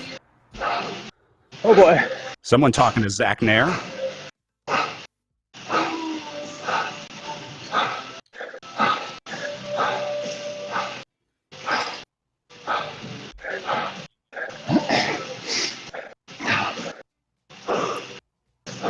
You can hear how heavy the breath. It's almost like time trialing. As how hard they have to go in order to keep up with that first group. I mean, Zach Nair with insured pedal power, 24 years old, did a fantastic job to bridge across that gap. Now he has to try to recover. All right, I don't know if I can listen to any more heavy breathing. We'll try and bring that up if we hear any more, but I guess these guys just listen to each other breathe for a couple hours. That doesn't sound very fun. If you're going that hard and you're breathing that hard, I don't know how you can talk. I mean, if you're full on going at 5 watts per kilogram, 6 watts per kilogram, I can't have a conversation. I wouldn't be able to say anything. So maybe at certain points of the race there's a little bit more communication, but this is kind of crunch time because the group has separated themselves. I mean, Brad, look behind them. There's nobody there. There's like 5 guys kind of in no man's land. Yeah, Segerbruch is going to be the last guy, I think, that has a shot to win this today. This went down to 9 riders very quickly with a chance to win the Sunset Loop Road Race today. Here's the Chasers. Patrick Wally leading the way for the Insured, presented by Pedal Power Team. Little surprised to see Wally has missed the group here. He's usually one of the guys in that top 10 or 15 rider group. Yeah, Patrick Wall with a host of good results, and so I'm not sure, how he just managed to miss out. I think that small break was there, and then a couple other guys went, and then all of he just forgot to go. Caught by surprise as he's with Schwint and Dubik and Warner. As these guys now trying to be able to catch back up to Wally to be able to get back up to that front group, but definitely a little bit of a mistake from Patrick Wall. And he's not getting much help from these guys either. Wally is pretty much on his own here. As I think he's just not waiting around. A few bike lengths back. Yeah, right.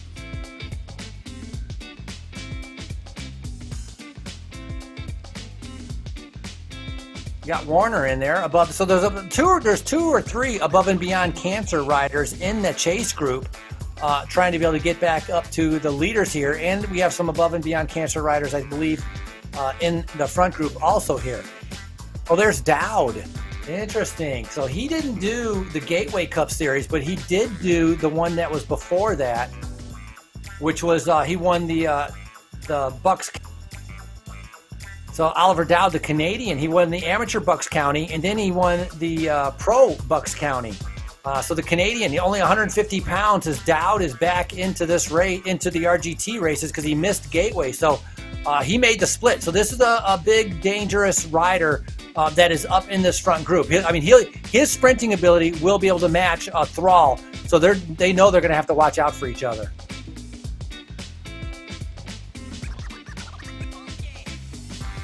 Yeah, another good example of the rider that has the intel, ends up standing on the top step of the virtual podium.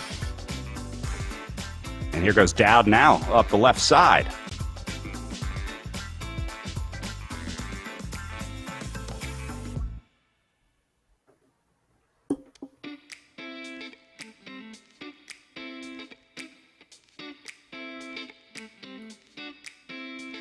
You can see a few numbers popping up red here as these guys try to cover those gaps, close the gaps ahead of them. As we go back to the 10th place group, Patrick Wally now slotting back in behind these guys as the Chasers try to figure out a plan to bring back our lead group of 8 riders.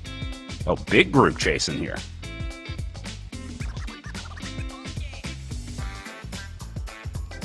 Well, that's what you're going to need for a chase group, to be able to bring back 9 riders in the front. Arguably, maybe the 9 strongest riders in the race. So for the chase group, you're going to need, 10 or 12 guys all kind of putting the hammer down, taking turns on the front, pretty much getting into chase mode. Hopefully the front guys, they're not going to be going flat out. You can see they're not. Ravel, granted, it's a downhill, but they're 2-3 watts per kilogram. They're looking at each other 4 watts per kilogram. So don't see a lot of red. And so this is going to give a chance for the chase group to be able to come back. Now with so much distance to go, who wants to ride in the front of the front group? Who wants to be the guy driving the pace? Nobody, right?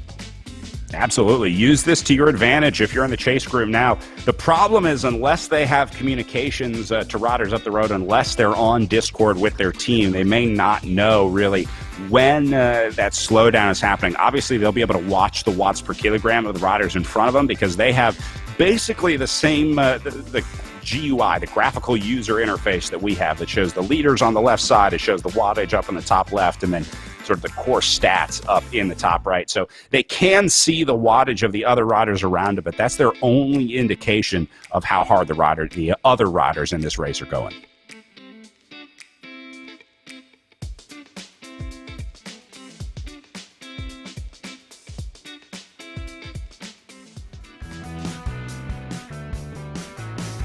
Just on board with Tom Thrall there for a little bit, and now Velez up to the front.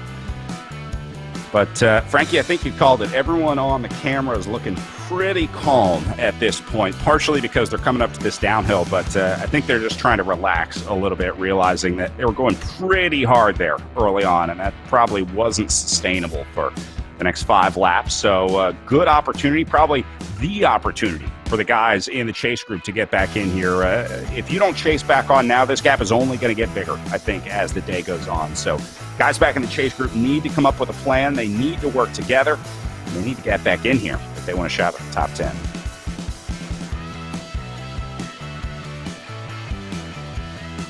These guys are flying. Flying, yeah, right? 60 kilometers per hour. The lap before, when the whole group was together, they were going 100 kilometers per hour. So flying on the downhills, flying on the uphills. But the chase group actually is reacting pretty well to this. They're not towed and dropped. They're not getting blown out the back. I thought just saw it was about like 90 to 100 meters. And so, this is their opportunity to try to get back on. And so it'll be interesting to see who's leading that chase as we see our leaders split screen from the back and from the front with our race leaders right now. Different riders surging at different times as they hit the steep section of the race course, going up to about a 10% grade. And so out of the saddle, definitely for sure for many of these riders.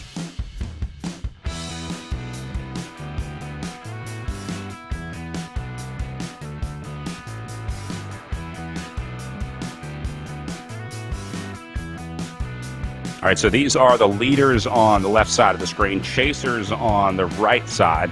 I'm watching, again, just the power zones that these two groups are in. Look at Usborn going into the red here on the way up. Dowd responding back in the chase group on the right-hand side of the screen. I'm wondering what Usborn is doing here, Frankie. Usborn's doing his usual. He's attacking. strong rider, and just he doesn't like waiting around. He likes, like the way Jacqueline Godby sets a tempo that's comfortable for her and like almost a time trial pace that can hold for a long time. Usborne's is kind of the same way. He just gets into this rhythm, a time trial rhythm, and he sets off and just starts going. And so he's going to try to expect everybody else to try to catch and jump to him. I think they got new cameras in Cell Block C here, Frankie. Looks like a little bit different angle in Cell Block C. Yeah, maybe I think he spruced up the place. Maybe cleaned up the windows or painted. Right. Still outside though. Yeah, he got a little bit of yard time. We were joking yesterday, Matt Usborne's camera was basically straight on of this view, and so all we could see was the gray wall behind him. It looked like, let's say, an unpleasant place to spend a significant amount of time. I think he's outside on his patio, though. Looks like daylight to the right and a glass door to the left there.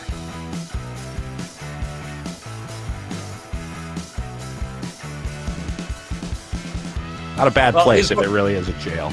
This is like where you go if you do like securities fraud. This is like the jail you get. White collar, right? White collar crime? Right. Club Fed.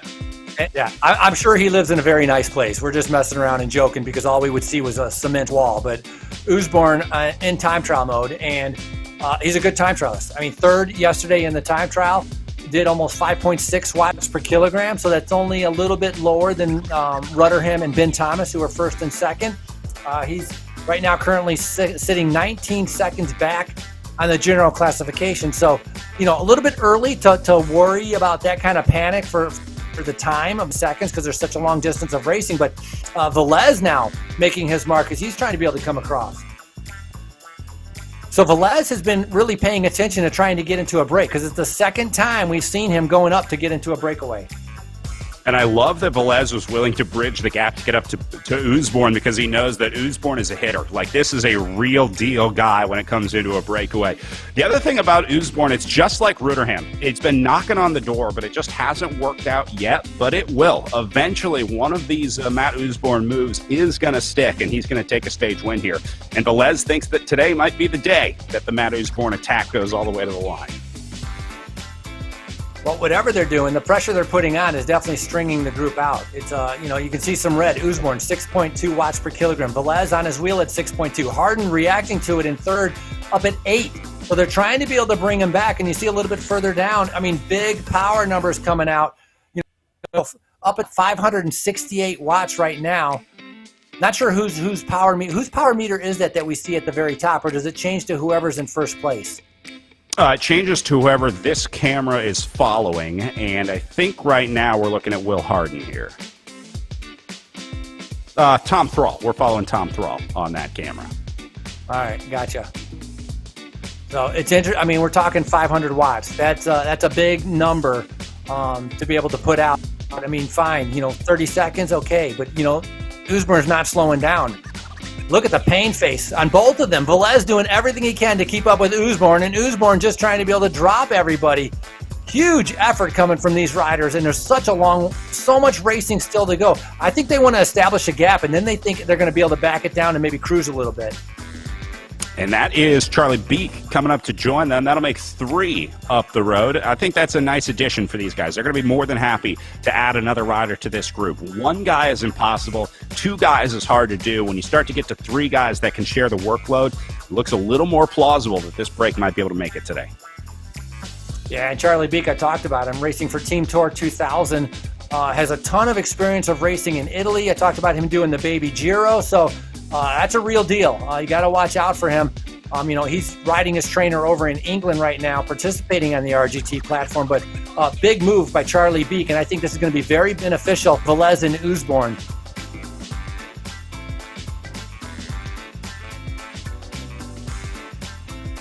So there's your break of 3 with Usborne, Velez, and Beek.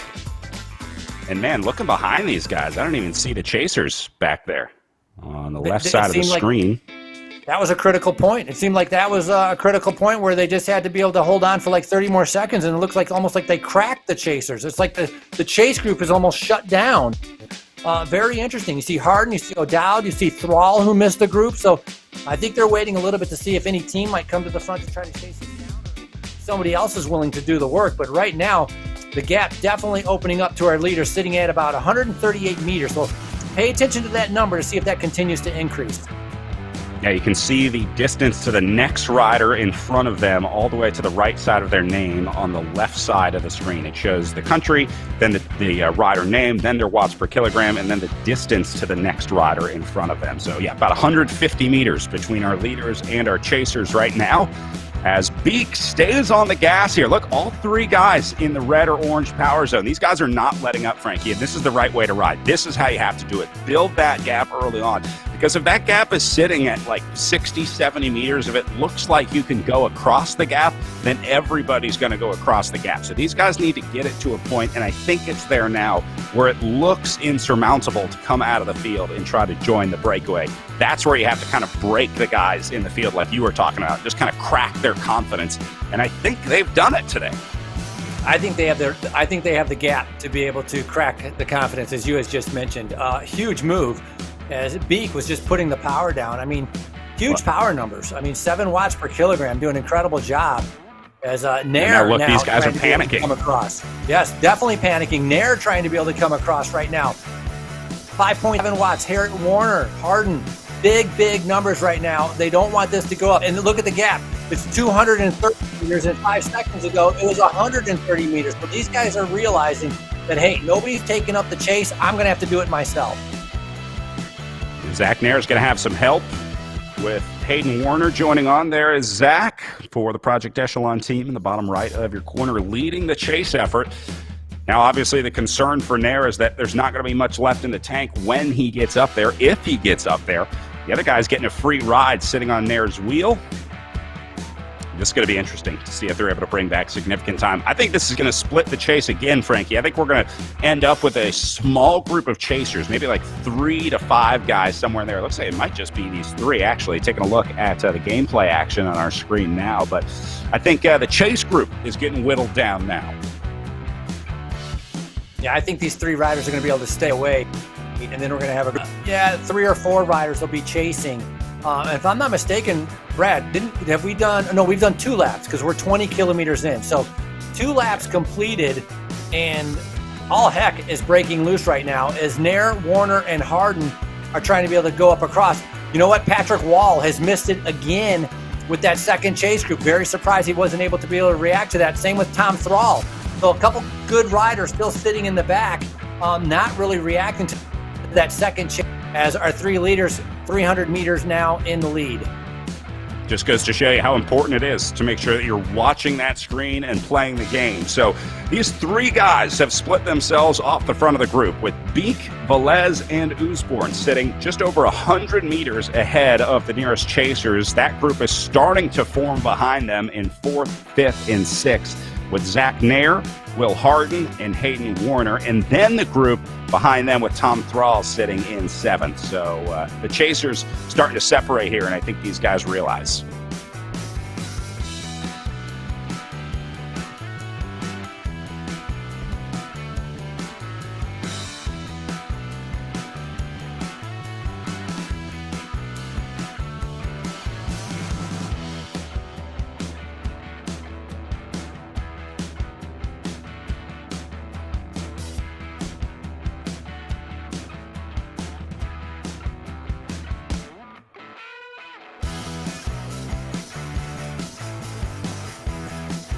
Going a little bit further back, we saw Melville there right in about 20th, and then Schwint trying to be able to catch back up to those other riders.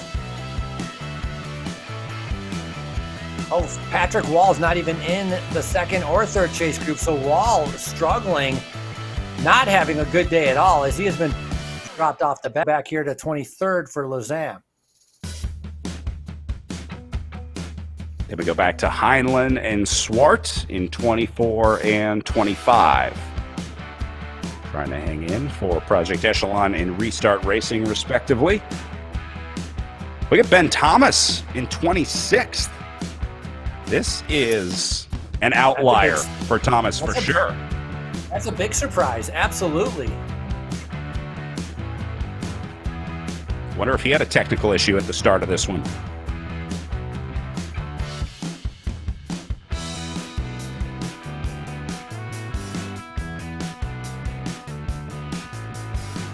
Yeah, I mean, yeah, very, very possible because Ben Thomas, I mean, he had the good time trial yesterday, second in that time trial. And in all the other RGT races, I mean, he's been up there a lot. You know, we can talk about, you know, the more recent ones where he was Doylestown. He won on the Stelvio, so he's lightweight. He's a good climber, comes from that mountain bike background. Perhaps something didn't sit right with Ben Thomas, who's the current Echelon Racing League points leader, wearing that special red jersey as our leaders Velez, Usborne, and Charlie Beek. Now, Usborne is the oldest out of our three riders there. About Velez being 22 and Beek 24 years old.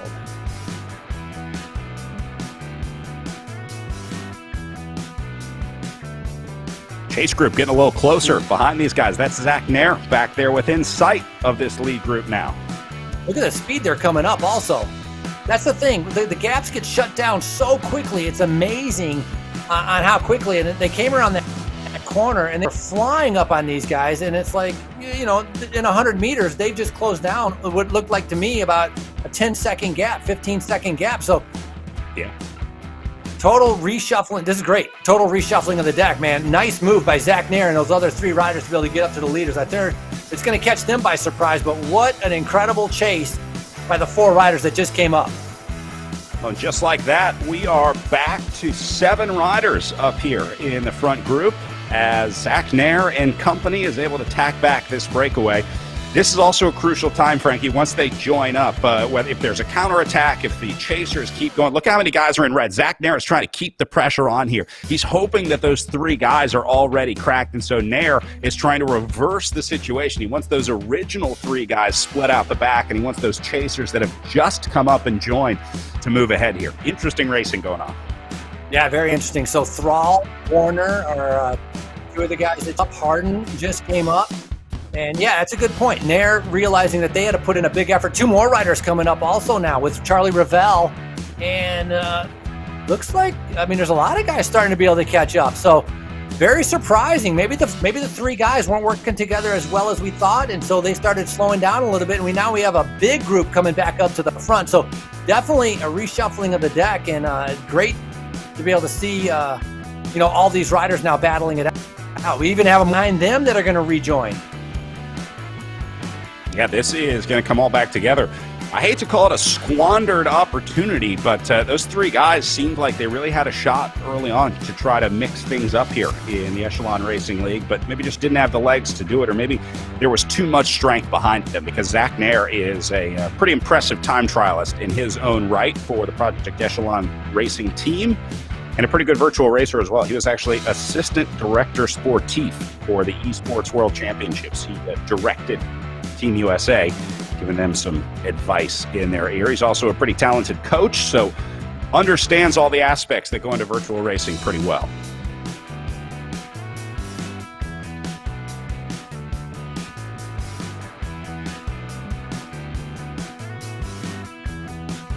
Well, I'd say we went from a group of 3 to maybe a group of 10. So yeah, maybe even more.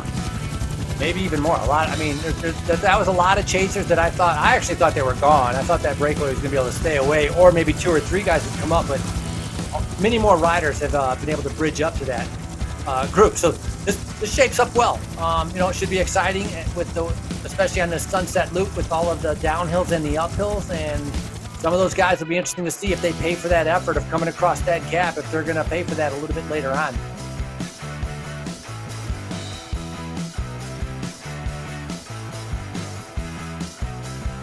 The other part that they're going to realize is there could be a bigger fight for position in the front because they missed out on that breakaway, had to do a big chase. They don't want to get caught out again. So they're going to be afraid of being too far back. So the speed is going to pick up. You're going to see a little bit more, you know, reds or oranges as they're fighting for position because they don't want to get caught out again and have to do another type of chase like that. Draft racing with those bright red jerseys, very easy to pick out. So they have numbers up here. See one rider from Canyon Esports. The Above and Beyond Cancer with looks like with Usborne is up in this front group. So McKinney has made it up here also. One rider now struggling just off the back. Not sure who that is. Saw Eric Hill making an appearance up on the front for Project Echelon as well. That's impressive. Anybody who's in this green, you had to put out a huge amount of power. So very impressive for anybody to be able to be in this front group. So congratulations, Eric Hill, for all the work that he does with the Echelon Racing League to be right here in this kind of, I would say, the elite. Very, very impressive. There's Hal I can Blackburn. always tell when Eric goes to bed and wakes up, because there's a break in my email inbox, and I can tell you last night Eric did not get the recommended 8 hours of rest that you're supposed to get before a big day of race. A lot of work goes into putting these races on. Eric's got a beautiful family up in Wisconsin as well, so pretty incredible to be able to manage all this stuff, as all these riders are, to be able to still find the time to train and stay fit and race, in addition to the life that happens outside of virtual bike racing. Yeah, a good point. That there's a lot that goes on in being able to create this and set this up and keep contact with all the riders. And for the riders, they just kind of log on and they see that it's working and everything goes fine.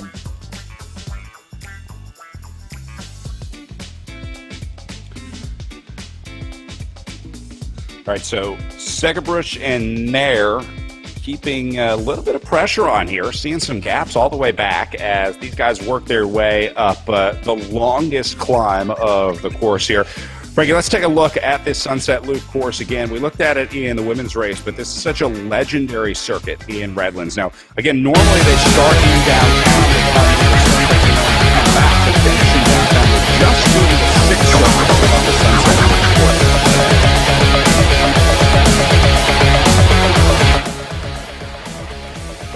Yeah, the Sunset Loop is legendary. It's a longtime part of the Redlands Cycling Classic.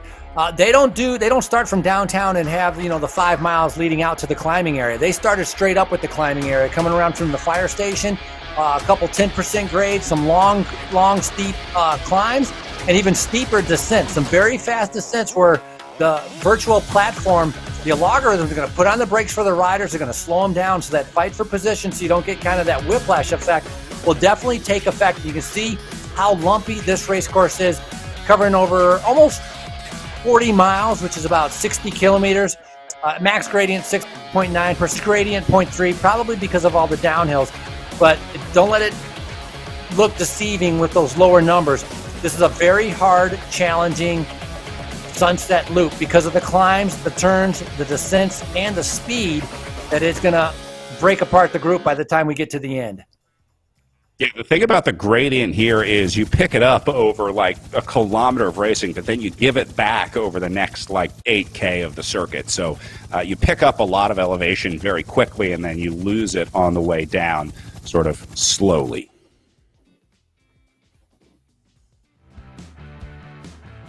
Look at Usborne once again on the attack. I don't think he has a tired button. He just kind of just keeps going. He likes that steady tempo. 5.6 watts per kilogram, 404. Yeah, those are big power numbers though. 420, 418. So that's a pretty big effort that he's putting out right now. I think he enjoyed being in that breakaway. It's a little bit easier fighting for position and getting around the corners, trying to see if anybody else is willing to come up and race with him. Yeah, this guy's got 2 speeds, hard and harder. And I think he's in the harder gear right now, trying to split the group again after, remember, initiating this breakaway at the start of the race. He was the first one to split the group, took it down to 3, then it went to 7. Eventually, the entire remainder of the group came back, and now he's doing it all over again, gritting his teeth on the way up to the top of the Sunset Loop. Yeah, Usborne, a former professional mountain biker. So you got to be used to suffering if you're a mountain biker trying to get over those big climbs. In 2019, he won the Masters Indy Criterium in the Masters race. So kind of makes his way around doing criterium racing, road racing, and some of the mountain biking. Not as much mountain biking now, and obviously a lot of virtual racing. And he's definitely a hitter.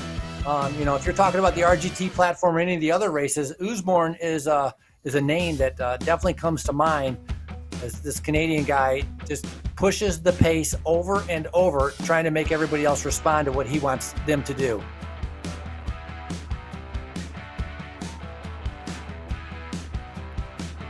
Usborne has been with us for, go ahead.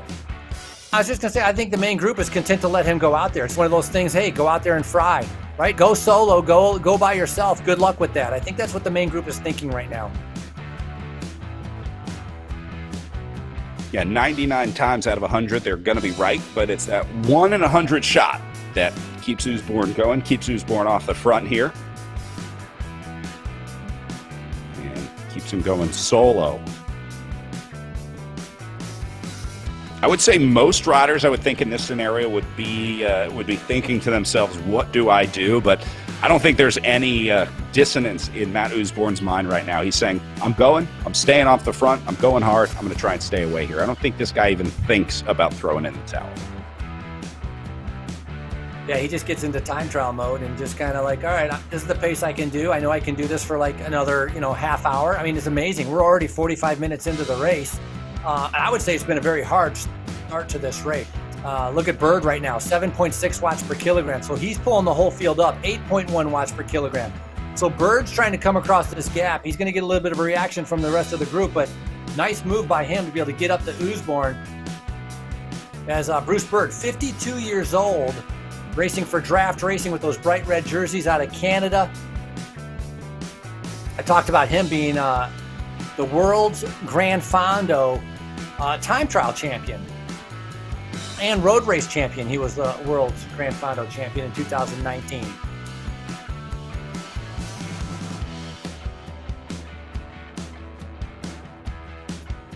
I can honestly say Bird going to go to the front here. Yeah, Bird's going to the front. I talked about him being 52, and I can honestly say, I think, let's say 3 or 4 years ago, I don't think I could put out the power numbers that Bird is doing. I still ride. I still try to stay active and stuff like that. I mean, this takes some commitment and training to be able to put out, 4 watts per kilogram, 452 watts as we're focused on Bird right here. Big numbers, and even just to be in this group, I mean, it's unbelievable how strong a lot of these riders are. And so that's kind of the eye-opening for the virtual platform, is seeing how many strong riders are out there.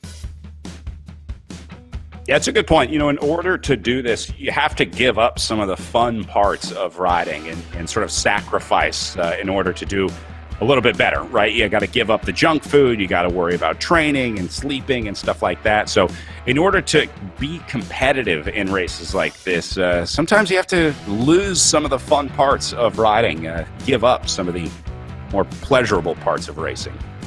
No, exactly. It doesn't come easy. Some sacrifices that are made by anybody in this front group, for sure. There's sacrifices made in, going out and partying or drinking or eating or training.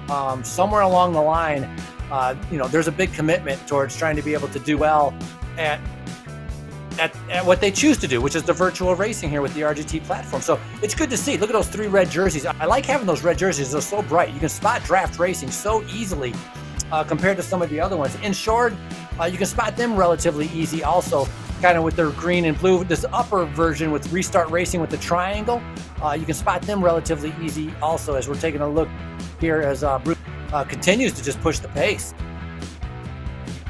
The other cool part about virtual racing? You can wear your bibs outside of your jersey and nobody makes fun of you.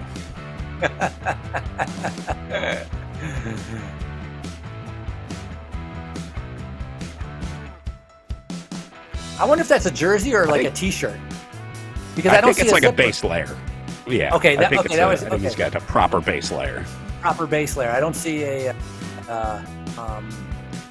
T-shirt. Yeah. You know what? Now that you mention it, is everybody on camera? Does everybody have a jersey? Are you asking if riders are racing shirtless?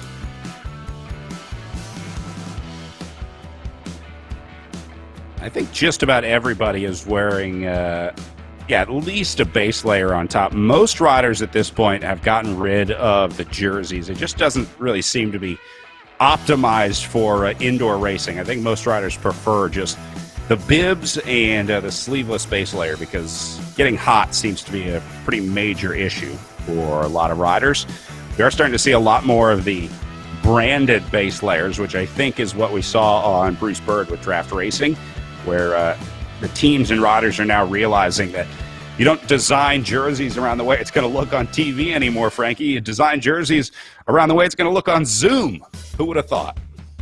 Yeah, no, you're absolutely correct, though. You know, you got to label those bib straps and label that base layer and try to find the thinnest kind of base layer that you can have to prevent kind of generating that extra heat, because the cooling factor is huge.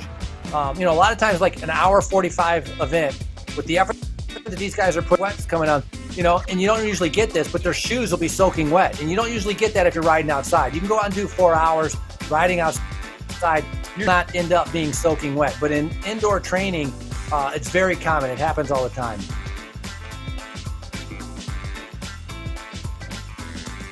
Well, Bird back on the front, accelerating here. There's Eric Hill responding for Project Echelon, shutting things down. Eric's got a pretty good workout setup in the basement here.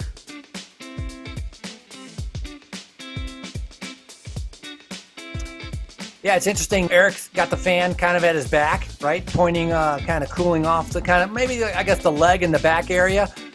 We saw, no, it wasn't Godby. It was somebody else who had the fan like right next to them, like blowing like sideways across them.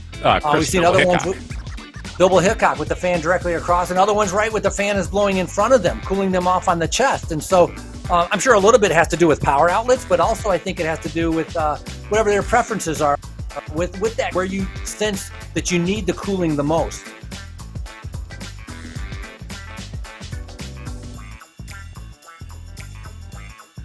So 33 kilometers in, I think we're about halfway. Going to be, we're going to end up right around 64, 65 kilometers race. So about halfway in, we're about 51 minutes into the race.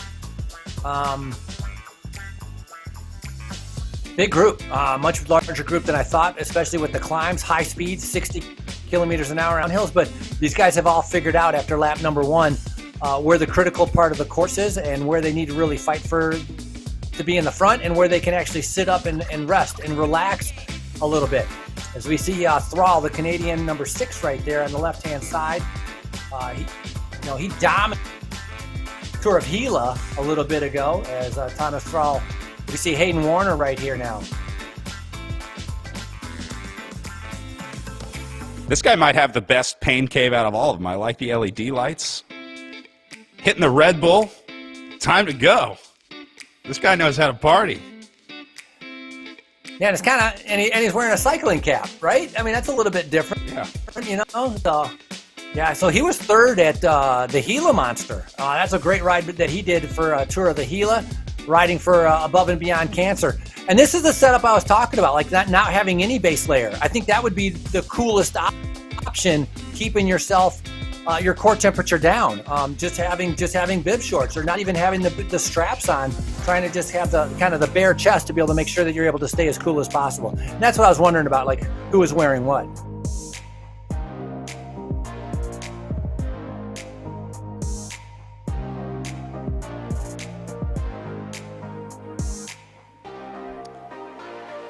Well, I think this might be the lull in the action that we saw in the women's race, where the selection is made with these 16 guys. I think Harton is going to be the last one to get in there, and these guys now realizing that they've made the selection, they've made the initial choice, and now there's going to be a lot of guys in here that just say, all right, I just got to hold on until I get to the finish line. Taking a look at some of our social comments, Chris Navin says this course is like repeats of an FTP test for 2 hours of pain. Brutal. Sounds fun. That's a good pitch to get people into virtual racing, but it's part of the challenge. Well, you know what's kind of interesting is taking a little flyer. Navin's registered to race, so I don't know if he's and it's very possible with social media, right? He's in the race right now, and he's texting saying, "This is hell." Yeah, he is in here. Yeah, so Or he's letting was. you know that he's letting you know, Brad, this is a painful race. He's not enjoying it very much. Here he is. He looks like he's not enjoying it very much. He's able to enjoy it, I think, a little bit more than the guys in the front group because now he can pace himself. All right, so let's go back to Hugh Blackburn up on the front. This was the guy going away solo. And I think Hal has been joined by a draft racing rider here in red. A lot of coasting coming there from Hal. He's enjoying sitting on that wheel. So he's like, this is awesome. Yeah. So Hal's out of Great Britain. He's a programmer at the University of Cambridge. I talked about yesterday about his good time trialing ability. His functional threshold power, 400 watts, but super, super experienced as he's done over 100 races on Zwift. So he's been doing this for a while.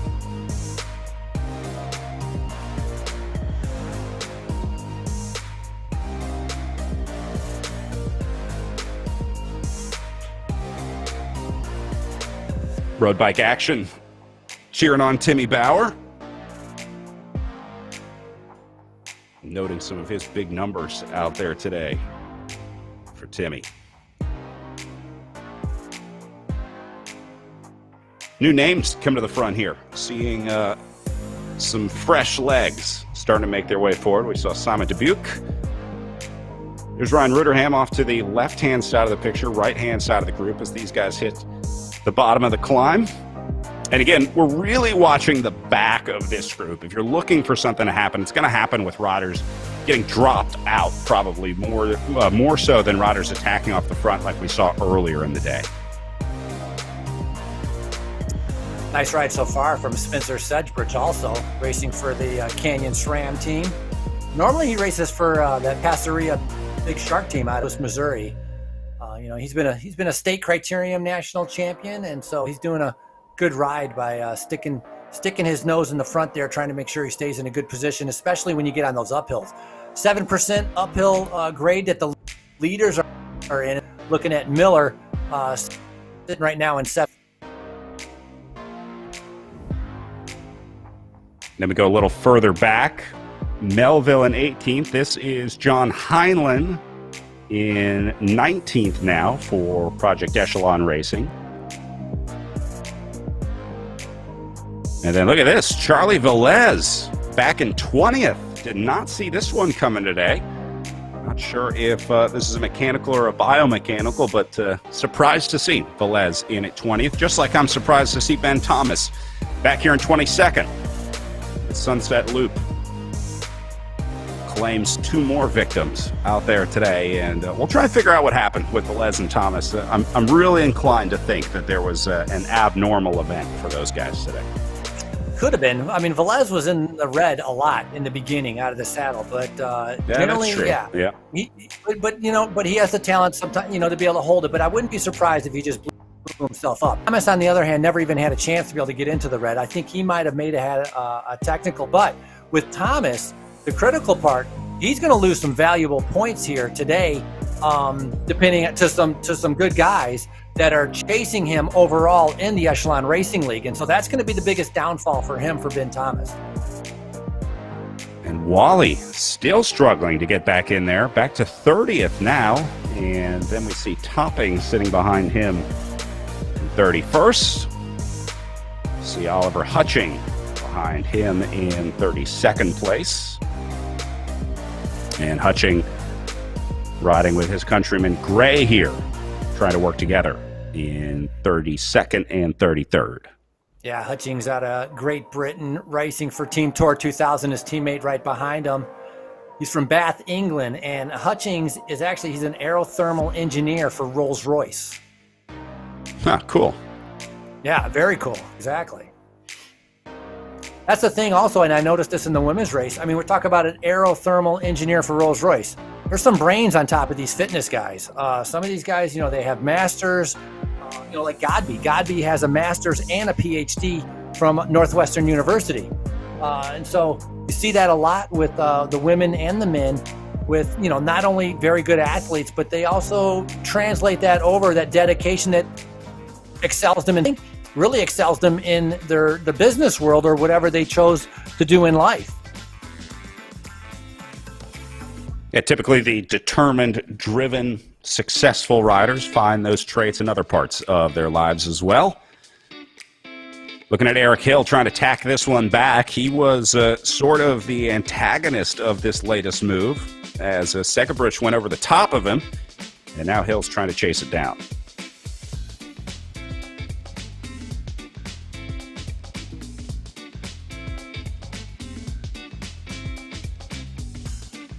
Wow, Segebrich's doing a great job.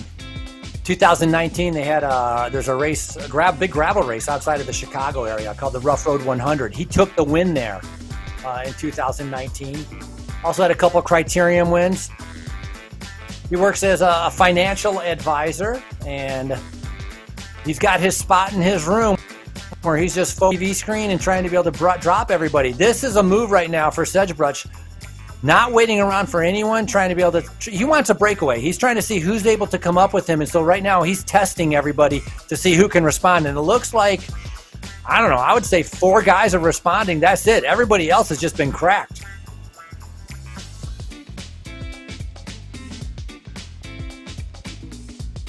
I thought I saw way in the back Thomas Thrall trying to be able to come across the gap. So Usborne and Rutterham. So Rutterham doing a good job protecting his overall GC lead. Nair and Usborne are there, and there is Thrall. Thrall is 33 meters back, trying to be able to get up to the 3 chasers as we see them right here. So Usborne and Nair. So Usborne, second time for him to be in a breakaway. Nair, second time for him to be in a breakaway. Segebrich, it's the first time for him to be in that breakaway.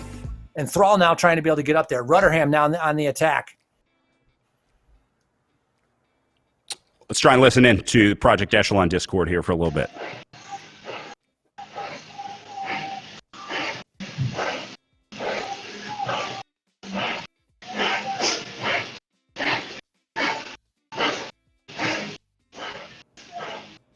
Nice job, Zach. Keep the pressure on. Don't let him get there.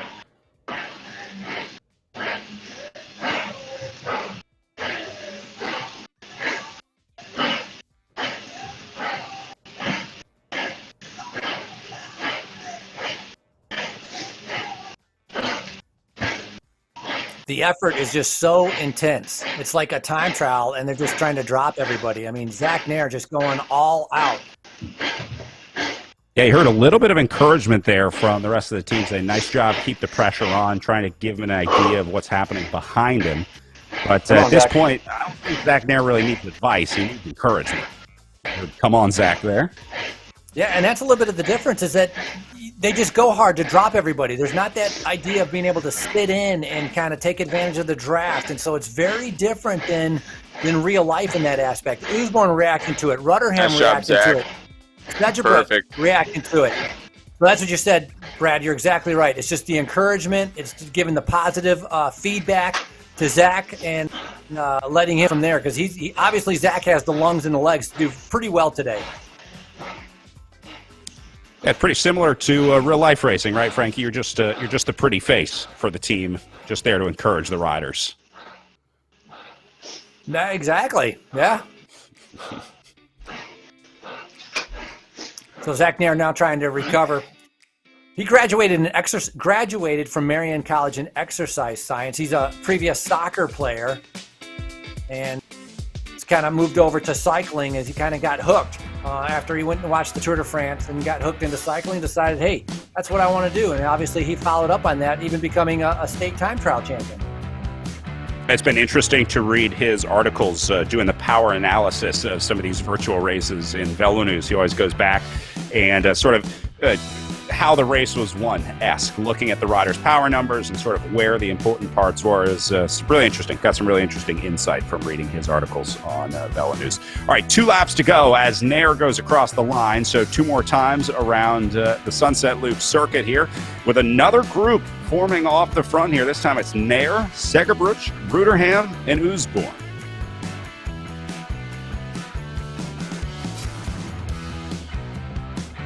Well, 4 different riders from 4 different teams. Chase group is in the back, and looking at 100 meters. So let's pay attention to that. 100 meters is Bird, rider out of Great Britain, 6 watts per kilogram. He's realizing this is dangerous. Same with Thrall has missed out on this, and Beak. So that's 3 riders that were in an earlier breakaway that did not make this one, and so they're starting to react to this to see if they can bring these guys back. So gap seems to be going up. It was at 100 already. It's at 113, 109. These 4 riders have to work together right now. Is Nair, Rudderham, Segerbrook, and Oosborn. Man, Oosborn, I don't know how he makes it every single time. He's just got a super keen eye, or he just rides so hard he just puts himself into the break. But man, unbelievable job by Oosborn. Yeah, I think it's largely his ability to drive these breaks, to kind of get them started and sort of give some encouragement to the other riders, some confidence that you can make it. Otherwise, these guys might just be riding laps together all day. So Oosborn has definitely been a player in the racing here. It hasn't always translated to results for him, but it might today with a good-looking group of 4 here.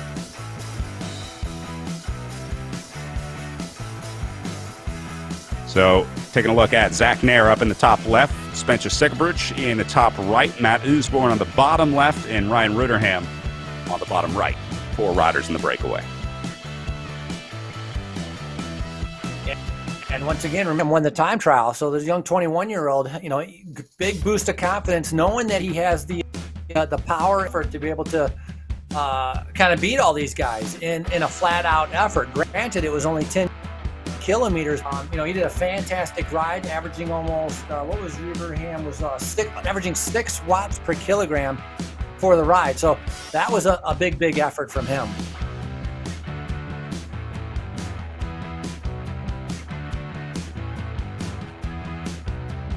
Nair right now sitting on the back, just kind of following the wheel coming up from behind him. Zach Nair also, good rider because he's been, before amateur national championships, he's actually been 5th in the road race.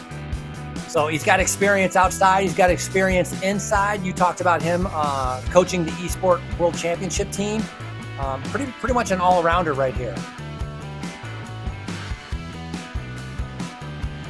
Yeah, really the perfect mix of skills for virtual bike racing, for trainer-based racing. A little bit of physiology, a little bit of racing. Yeah, a little bit of the tactics and strategy that we'd use outside definitely, I think, would come into play here in the virtual world.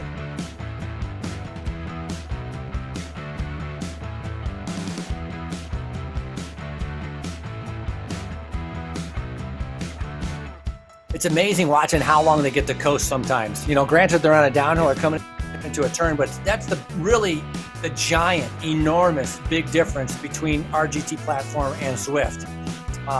Here, having to adjust to the corners, being able to coast for a little bit, recover, and somebody's flying up right now. Is that, Nair's on the back of this. I think that would be Bruce Bird. Bruce Bird flying up with Thrall right on the wheel and Beak. Well, this list might go to 5 here pretty soon as Rudderham, Oosborn, Nair, and Segerbrook are being joined by Bruce Bird, and he made it. And it's gonna go to 7 because Thrall and Beak are going to get on there also. So Beak out of Great Britain, the 24-year-old, is going to make it on there. Thrall also being able to react to this situation. So again, huge efforts. 7 watts per kilogram, big efforts for these riders to come across the gap to be able to get up to the leaders, but that's what they needed to do. We're down to a lap and a half, so it really is getting down to crunch time. Yeah, now or never, and Bird saw it, went across the gap, and brought 2 with him to make it 7 up the road, and now actually driving up the front. He went right past him. Remember, he has a teammate in Rudderham in this group, the 2 riders from the draft racing team. So we'll see if they can link up, maybe try and work together in some way to make something happen. Zach Nair, I think, is all alone. I think he's the only Project Echelon rider in here. I think confirming.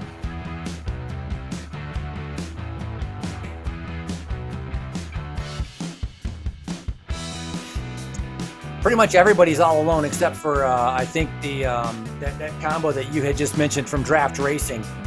One person that Rudderham has to be able to watch out for is Rudderham has to watch out for will be Usborne, as Usborne's only 19 seconds down general classification from his time trial results. So that's a little bit dangerous, but you know what? I really haven't seen anybody get anywhere close to picking up 19 seconds, and I don't think that's going to happen in just the last lap. And so right now it's just about racing for the win, and I think Rutherham would be happy to be able to just kind of keep it even steel so that the GC doesn't change very much. Yeah, no time bonuses today either, so the place that you get won't affect the GC at all. It's just about the time gaps. And yeah, I don't think you're going to see a very big gap at the finish line for these guys, unless it splits into two groups. I mean, the only way you're going to pick up 19 seconds is a situation where you have like this 7 guys up the road, and then one of your opponents, the rider you were trying to beat, is caught out in the wrong group. But I don't see that happening for these guys or Usborne today, as Bird goes back to the front and back into the red zone.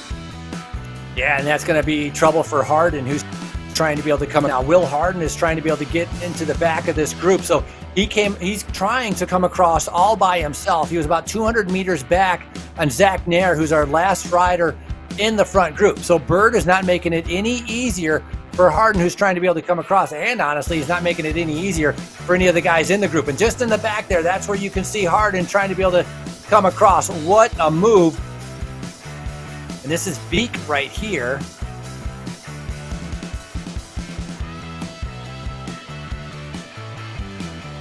Tough spot trying to go across the gap. Luckily, it's on a relatively easy section of the course here for Beek. So it doesn't look too stressed about having to make it back in. He looks very much like he's pacing himself. Team Tour 2000 Callus. So he looks comfortable, and I'm surprised. You know, I would be in panic mode almost, trying to be able to get across to these guys, because I wouldn't be sure that I would actually be able to make it. But Beek looks very well within himself as he's going to get up to these guys. Actually, I don't know if he already made it or 100 meters off the back. So he hasn't made it yet. Yeah, amazingly. Still not in there. Meanwhile, Bird keeping the tempo up at the front.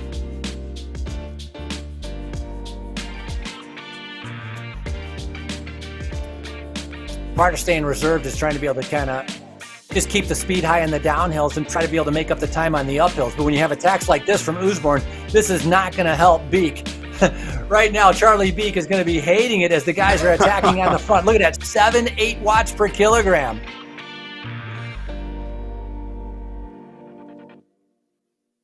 Yeah, Usborne is the one driving it up there. He was the instigator. And now Ruderham going to go, Bird going to go. Oh, man. Like counterattack on counterattack. They must have had some good food being served at Cell Block C there with Usborne. Love and Beyond Cancer, presented by Bike World. He's doing a fantastic ride, and he keeps that time trial pace. It's like this is what he's good at. It's amazing he can just keep doing this, because we are at an hour something into this bike race, and he doesn't look like he's any signs of slowing down. It's an unbelievable ride right now.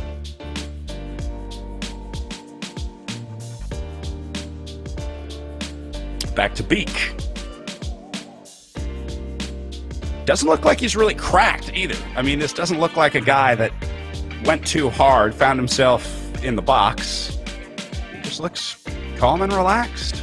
It almost looks like he's comfortable in the position that he's at. It's like, hey, I'm in 7th. I'm happy with 7th. It doesn't look like he's actually he's not killing himself to go across. It would be very deceiving, you know. We'll see. We'll see how this plays out. That's a good point. I mean, maybe it is the case that, he knows that if he does try and go across, that's going to blow him up. And it's like 7th or 20th at this point. So he's going to hedge his bets and take 7th. Yeah, or just keep it steady at that pace like you were just talking about. And then if he catches him, he catches him. But if he goes too hard and he blows up, then exactly. He'll drop out to 20th.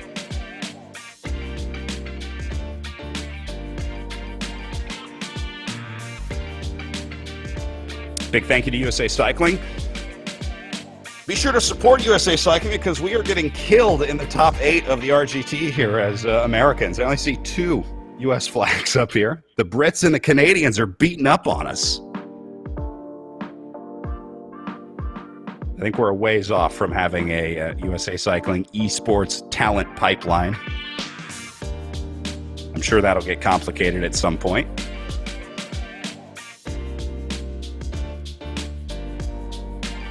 Well, right now, getting ready to come up on an hour and, hour 15 minutes of racing. We've got, I would say, maybe 15 kilometers left of racing. So still a pretty good amount of racing left.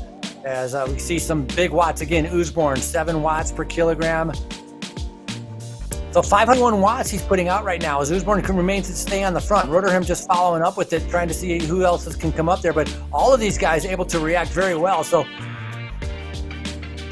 all the efforts they've done so far doesn't seem to be affecting them too much right now. They all seem to be able to react to what anybody else is being able to do. So nice sign for our leaders, which is a group of, 7? Yeah, a group of 7.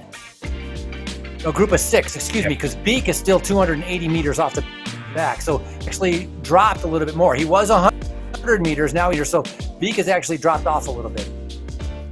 Yeah, he might be coming up to Eric Hill behind him here pretty soon. Taking a look at our season calendar, the races remaining in the Echelon Racing League. We're heading to the Joe Martin stage race after this, February 5th through 7th in virtual Arkansas. Then we have a 2-day weekend of 2 independent races, the Indy Crit and then the Dirty Reaver, the independent crit in Indianapolis, Indiana. And the Dirty Reaver is one of the new Real Roads courses on RGT. And then we wrap things up March 11th through 14th with the Tour of America's Dairyland, one of my favorite races of the year, not just because we get to go to the great state of Wisconsin, but because I get to see my friend Frankie Andreu at the end of it every year. Always good to cross paths with you, Frankie. It's good crossing paths, but I see you at some of the other events too. It's not just Dairyland, but unlimited chocolate milk. You can't go wrong with that. Doesn't get much better than that. A little bit of a gap here from Usborne and Roderham back to Segerbruch and Nair. Yeah, and I think they dropped Bird. I think Bird got ousted out the back. I'm only seeing 4 guys here, but it might just be the helicopter view. Yeah, there were some riders hiding in there that we couldn't see with the helicopter. So Thrall is in there as well in 5th, and I think you're right. Bird is the missing guy here. Wow.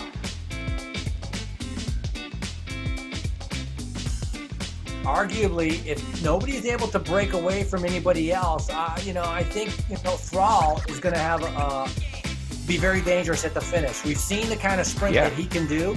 We've seen the power that he can do. So that's something we're definitely going to be thinking about of trying to get rid of if they want to try to be able to win this. I'm not sure who's up the front there. If that is, I think that's going to be a lap rider that we're going to be coming up on. Yeah, they should be coming up on some lap traffic here.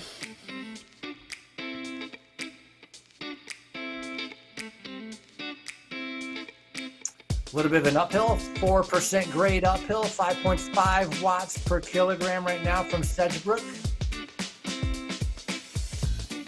So just kind of keeping it steady. They're all just kind of keeping an eye on each other, and still got almost 15 kilometers of racing. Pretty good ways to go. Yeah, don't forget, still time to enter to win a Project Echelon Sunrise jersey. Sorry about that, Frankie. This actually ends today, so I want to make sure people have a chance to enter. Just check out Project Echelon Racing on Instagram, and you're going to have a chance to win this very cool Sunrise jersey. Giving away 6 of those Jack Crew jerseys designed by Stice Designs. We talk about the designer of this jersey did the collaborations between the high fashion brands in pro racing teams. He got them to do a Project Echelon jersey. And really cool story behind these jerseys. They're working with a group called NAVA, the Native American Veterans Association, with a program called 29 for 2021, recognizing the 29 Native Americans that received the Medal of Honor during their service to our nation. So really cool way to partner with NAVA and recognize those riders. And then, of course, the Sunrise jersey, bringing awareness to veteran suicide epidemic happening in the United States as we lose far too many service members, and the Sunrise jersey there to remind everybody that the sun always rises the next day and there's always hope. So a great story, a great mission, and a great message with the Sunshine jersey.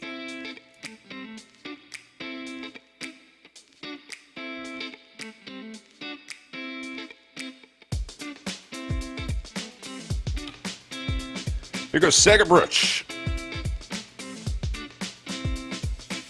I remember Segerbruch from the Gateway Cup.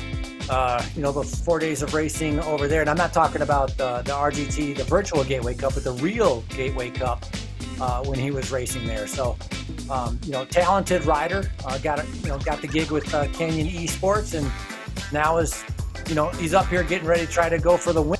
And frankly, with Segerbruch, he had some power. He was a good finisher also. So, but Thrall is the one. Where did Thrall go to? Thrall's in there. So Thrall is in there also as coming up on final lap. So this will be the bell. This is where you got to ring your bell, Brad. It's going to be one lap to go. My bell is just out of reach, so I'm banging together an empty LaCroix can and a coffee cup. How's that sound? I thought that actually sounds pretty good. Yeah. Yeah. All right. My hipster bell is working.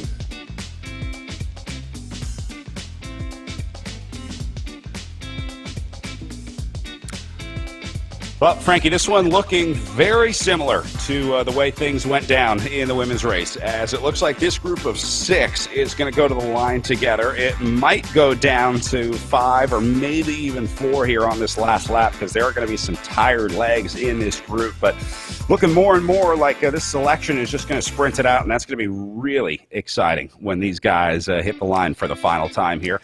These are the chasers behind them, starting with what is going to be, 7th, 8th place in there. There's Eric Hill in 8th leading the way. So pretty good group of riders racing here for sort of the second half of the results here.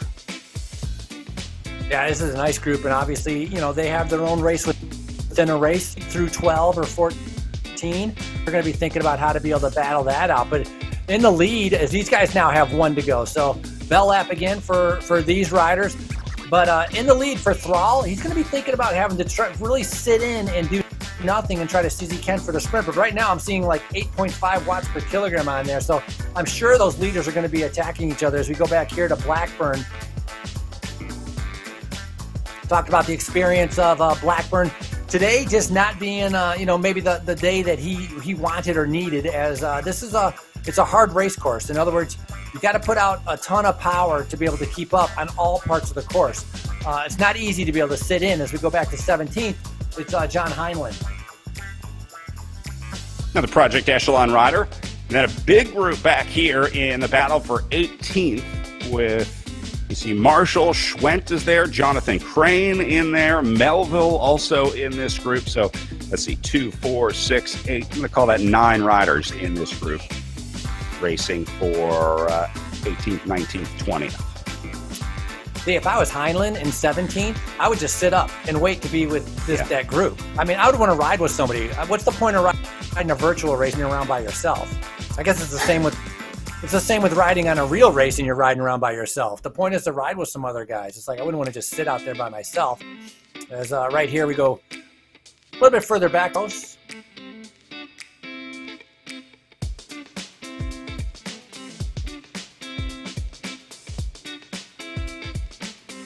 Picking up Gray, Wally, and Hutchings. Wally having a tough day out there today. This is an abnormal result for him. There's Timmy Bauer back in 32nd, the pride of Road Bike Action Magazine. Yeah, Timmy Bauer from California is 33rd. A little bit further back is Navin, who is the one complaining a little bit about how hard this course was, experiencing it first time. Triple X Athletico out of Chicago.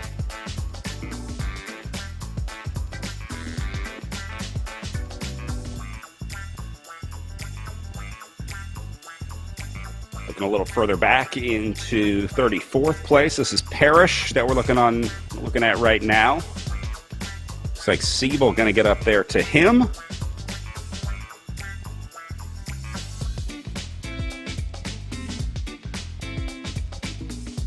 And then we go back to Toppings and Jan Deca in 37th.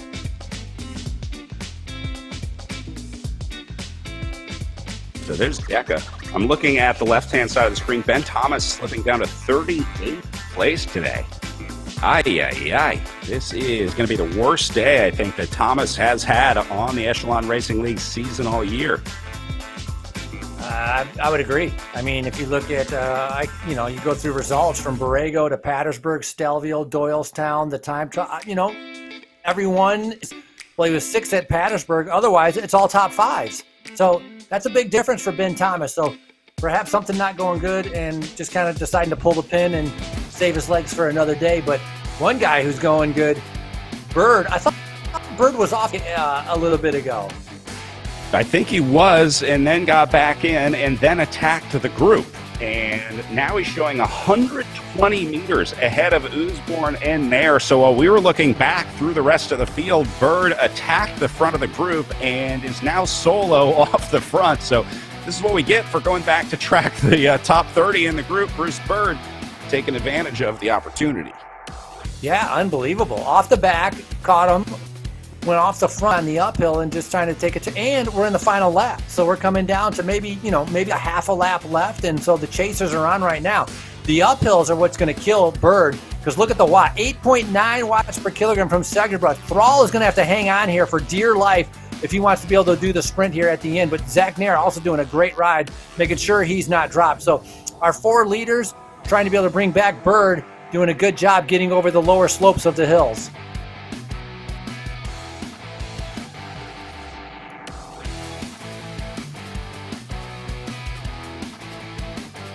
Bird doesn't have another play here. I think this is an all-in move for Bruce Bird here because if this one's brought back, there's no way that he has enough time to recover here, Frankie, and try and sprint it out. So Bird's probably looking at Tom Thrall in that group and saying, no way.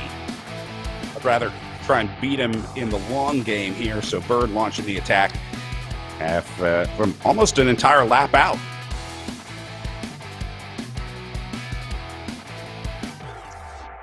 Big gamble, that's for sure. But you know what? Maybe it's a gamble worth taking because he realized, he's done these races before. Maybe he knows he doesn't have the greatest sprint. He's got the power. He's got the endurance. So he's going out there. He's a former triathlete and a duathlon participant. So, he's got the aerobic engine from doing triathlons and duathlons. He's carried that over to cycling and racing for draft racing right now. He's got the biggest, one of the biggest gaps we've seen from a solo individual in the entire race so far. Yeah, I think this is even bigger than Usborne's first attack of the day, the initial attack. So we see the chasers here on the right-hand side of the screen. Ruderham leading the chase. Segerbrush getting up here now. They are putting in effort here. I mean, Segerbrush going red here, although I think maybe he's trying to leave these guys behind. Yeah, he is. He said, look, you guys aren't doing the work. Bruce Bird is going to make fools out of us if we don't start chasing this guy down. Yeah, and one thing with this, if you're looking at the virtual, out of sight, out of mind, but in a way that doesn't really apply towards the virtual platform because you just look to the left side of the screen and you can see exactly who's in number 1, who's in number 2, and you can see the distance. But on screen, he was out of sight and out of mind. But Segerbrush, like you just mentioned, big watts per kilogram that he did on that uphill. Right now, coast hill, 10% downhill slope heading in towards the turn, but all 4 of those guys have been able to stay together.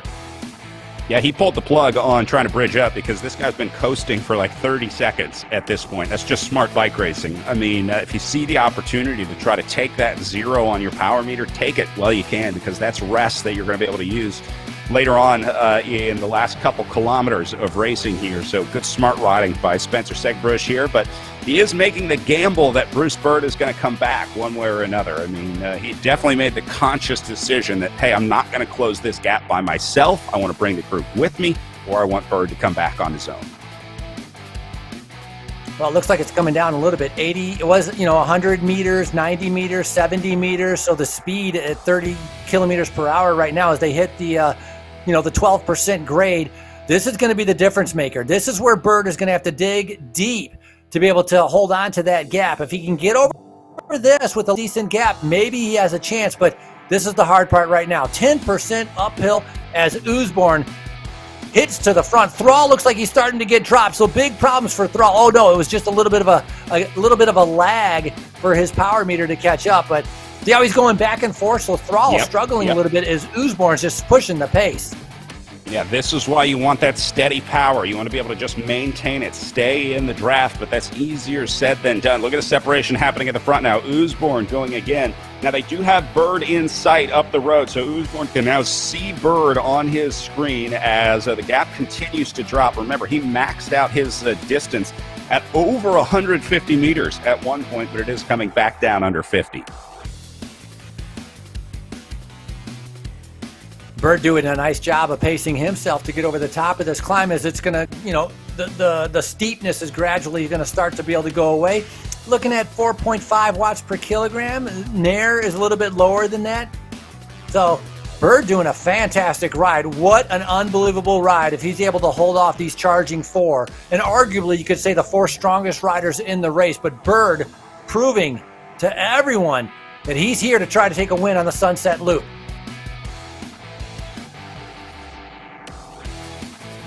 Man, if this pays off, this will be a ride for the ages. Beating the kids at their own game here for Bruce Bird. Absolutely. Absolutely. Racing for Draft Racing, Canadian, right now off the front with the gap and trying to see, can't really tell if it's going up or not, but he's looking within himself. And so again, like from this visual, out of sight, out of mind, but when they look on the side of the screen, they're going to see 100 meters, 200 meters. They're going to know exactly what's going on. And I don't think anybody in this chase group is willing to be the sucker that makes the first move. And Brad, look at that. Yellows, blues, right? Yellows and blues, that's really not a big effort, is it? No, these guys are not putting in the effort that they're going to need to. Ruderham might have had something to do with that, trying to set a false tempo up on the front. And they're running out of time. We're inside 3K to go for these guys. Well, for Bird, these guys a little farther back at about 120 meters. Wow, this is incredible for Bruce Bird today. And we talked about maybe the advantage of having a teammate. This is maybe a perfect example with Sedgebrook being able to kind of launch and get onto the wheels and be able to shut things down. As we see Oosborne right now, 9 watts per kilogram. So things are going down in the back as the chase is on right now. And look at them. The riders are coming up. It's amazing how quickly they can shut down a gap, and that's exactly what's happening right now. Bird has to react to this. Zach Nair in a little bit of trouble, trying to respond to this redoubling of the effort. Back for the chasers. And once again, Oosborne is the one leading the way. The eternal thorn in Bruce Bird's side. No, sorry, Brad. Rudderham in a perfect position to just sit and wait, hoping that his teammate Bird can hold everybody off. But if not, I think Rudderham should be able to respond to this. And Thrall really needs to be able to stay in there because he's going to have the quickest sprint out of the remaining riders. Great chance for victory for Thrall, but also for Draft Racing with either Bird or Sedgebrook. Gap is down to 40 meters for Bruce Bird, back to Sedgebrook and Oosborne. They can now see Bruce Bird on their screens up the road. Remember, this went from 150 to 40 meters pretty quickly as they approach 2 kilometers to go. The math doesn't work out for Bruce Bird right now unless he picks up the tempo here. Bird has to get into that orange and red zone because they're doing it in the chase behind him. They are all red across the board on the right side of your screen there. So Bird needs to find some more watts in his tank if he's going to make this one work. Yeah, Bird, he needs to get to the top of the climb. He needs to get to the downhill to be able to have a chance. But you're right, a lot of red coming from the riders in the back, and they're gradually making it back. And look at that, Oosborne starting to drop, has a little bit of a gap on Rudderham. Sedgebrook suffering a little bit also with Nair. So Rudderham, sorry, I don't know if I was saying Sedgebrook was going to have a good advantage. Rudderham is the one that I meant that's going to have a good advantage. The other rider from Draft Racing, able to follow the wheels and be able to sit on, but Bird about to be re-caught by Oosborne. Rudderham can just let this happen. He can sit right on Oosborne's wheel and say, great, you used all your energy trying to chase my guy down, trying to chase down Bruce Bird. And you're absolutely right, Frankie. Great opportunity for Rudderham to try to go over the top. But I think he's got to do it long range. We're inside 2K to go now. Rudderham can't just rely on beating Oosborne in a sprint. He has to really launch an effort over the top of Oosborne if or when they catch Bird, because he's still dangling off the front here. Look at Sedgebrook. He has to be able to get onto the back of these riders to be able to have a good chance. The hill's just proving too much for Thrall. Tom Thrall is gone, so this up and down. He had a great chance if he could just stay with the guys, but isn't that how it always is? Like, it's like if a coulda, woulda. Thrall had a good chance. You can see him chasing way in the back there, a little bit off the back. So Thrall can get up here. He might have a chance for the sprint, but again, the kilometers are diminishing. They're going away, starting to run out of road as Usborn's pushing the pace. 1.5K to go now for these guys up on the front. Draft Racing has Usborn exactly where they want him right now as Ruderham goes now. This is what I was talking about, Frankie. Textbook racing here from Draft as Ruderham goes now. Ruderham counterattack. Maybe not. Well, he should have the legs. Like I said, he did a great time trial, 6 kilogram, but Usborn maybe having a better day right now. And Bird hanging tough, not even getting dropped from the counterattacks from everybody. This is Ruderham. Desperately trying to hold on to the wheel of Matt Usborn now. Man, this is great. I love watching these guys battle it out in the last kilometer. It's like as hard as I was seeing Ruderham going, he's probably thinking like, how in the heck is it to stay with me? And Usborn's going as hard as he can. And he's thinking, how is this young kid able to stay on my wheel? But that's exactly what they're doing. They are marking each other. Ruderham right now out of the saddle, doing everything he can to stay on Usborn's wheel. He's got to get into the draft. It's now or never to be able to make it to the finish line. Ruderham suffering. Let's take a look at Usborn here. Oh, Ruderham's going to crack. He's got to get on the wheel. This is so close, Brad. That's hard to watch. Come on, Ruderham. And look at the effort from Usborn. You talked about it. He's been missing that elusive win, and now a big opportunity to be able to take it here. Usborn into the red. He's into the finish stretch, and I think he's going to do it. It finally pays off for Matt Usborn today as Above and Beyond Cancer gets the win at the virtual Redlands Bicycle Classic. The first guy to attack out of the gate, it came back. They attacked again, and in the end, Usborn, the only one able to hold on for the win. And look at these guys. They are absolutely crushed after that ride. Absolutely blown. Unbelievable performance. And you know what would be interesting is like Usborn realizes how hard he went and how bad he feels. He has no idea how hard Ruderham went also, and how they both were like barely able to stay on their bikes, even in stationary trainers at the finish line. That was a showdown, an epic showdown worthy of the Sunset Loop at Redlands. All right, let's watch these guys finish up. This is going to be 7th place on down as looks like Duel going to try and lead the way, although he's going to get swarmed by these guys behind him. Here goes Warner. Here comes Ravel. Hill is in there as well. Yeah, Rebel Duel gets doing a swarmed. good Now job. comes Hayden Warner up the right side. Go ahead. I was just gonna say, Duel doing a good job. Races for Team California. He's a Zwift software engineer, 22 years old, and so right now everybody else. Eric Hill is in here trying to be able to set it up. Eric's done enough of these to know that the positioning is important when you're setting up for a sprint, as he just now goes flying up to the front. Warner also has done a lot of these, has had good results. Racing for Above and Beyond Cancer. So Hayden Warner right now on the front. I'm not sure where the banner is or how far it is to go, but it looks like the sprint is definitely starting right now. So an all-out sprint right now, trying to be able to see who will pick those 7 through 12. Looks like Rebel going to the line, but he gets swarmed, doesn't quite make it. So I'm going to say that's McKinney. Yeah, McKinney going to take 7th. Then Eric Hill will roll through into 13th. Pretty good. McKinney, a nice time to sprint right there. O'Dowd also coming through there with Harden, and then Warner and Hill. Got to say, Hill, a nice ride. Being able to, what a tough course. It'll be interesting to talk to any of these guys to describe how hard this course was, how hard the hill was. Also, the start, I don't know if the start seemed harder than usual, but it seemed like it was harder than usual because the speed was so high in the very first part of the race. And I wonder if that affected some of the guys. All right, we're going to grab a word with our race winner, Matt Usborne, in our Zoom room. Matt, it finally worked out for you. Congratulations, man. This has been a long time coming. It's got to feel good to finally get this done today. Oh, it's like a chicken with a key on a keyboard. Every now and then I peck in the right chord, right number, and make a word. It's pretty good. Hey, so obviously breakaways were a big part of your plan and your riding. Safe to say you don't consider yourself a sprinter. I mean, does it feel good to finally have this pay off, to see, like, man, it's that 99 times out of 100. You get caught out of the breakaway, but the one time it goes right, it's magical.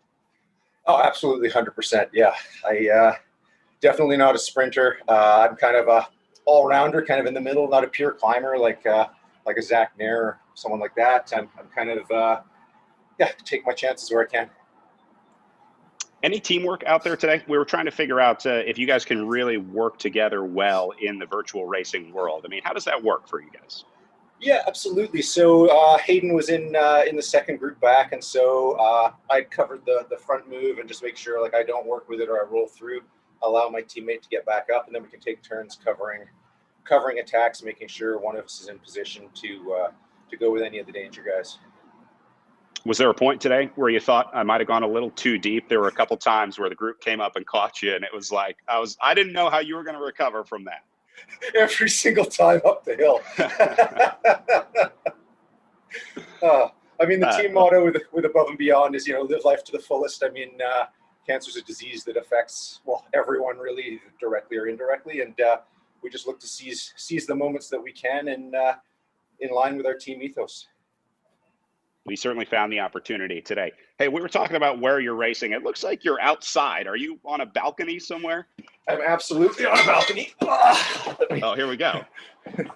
So nice. I'm downtown Vancouver. Yeah. So cell block H is actually, my wife kicks me out, so I have to do all my grunting and groaning out on the balcony. Well, not a bad place to take a win from. Congratulations out there today, Matt. That is Matt Usborne, your race winner in the Redlands Bicycle Classic Sunset Loop Road race. Thanks, guys.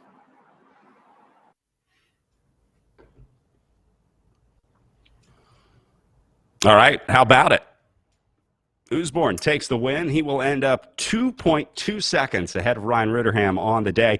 Look at the watts per kilogram. They averaged under 5 today after a 6 watt per kilogram average yesterday. Frankie, Usborne only averages 4.54 today. Yeah, big difference.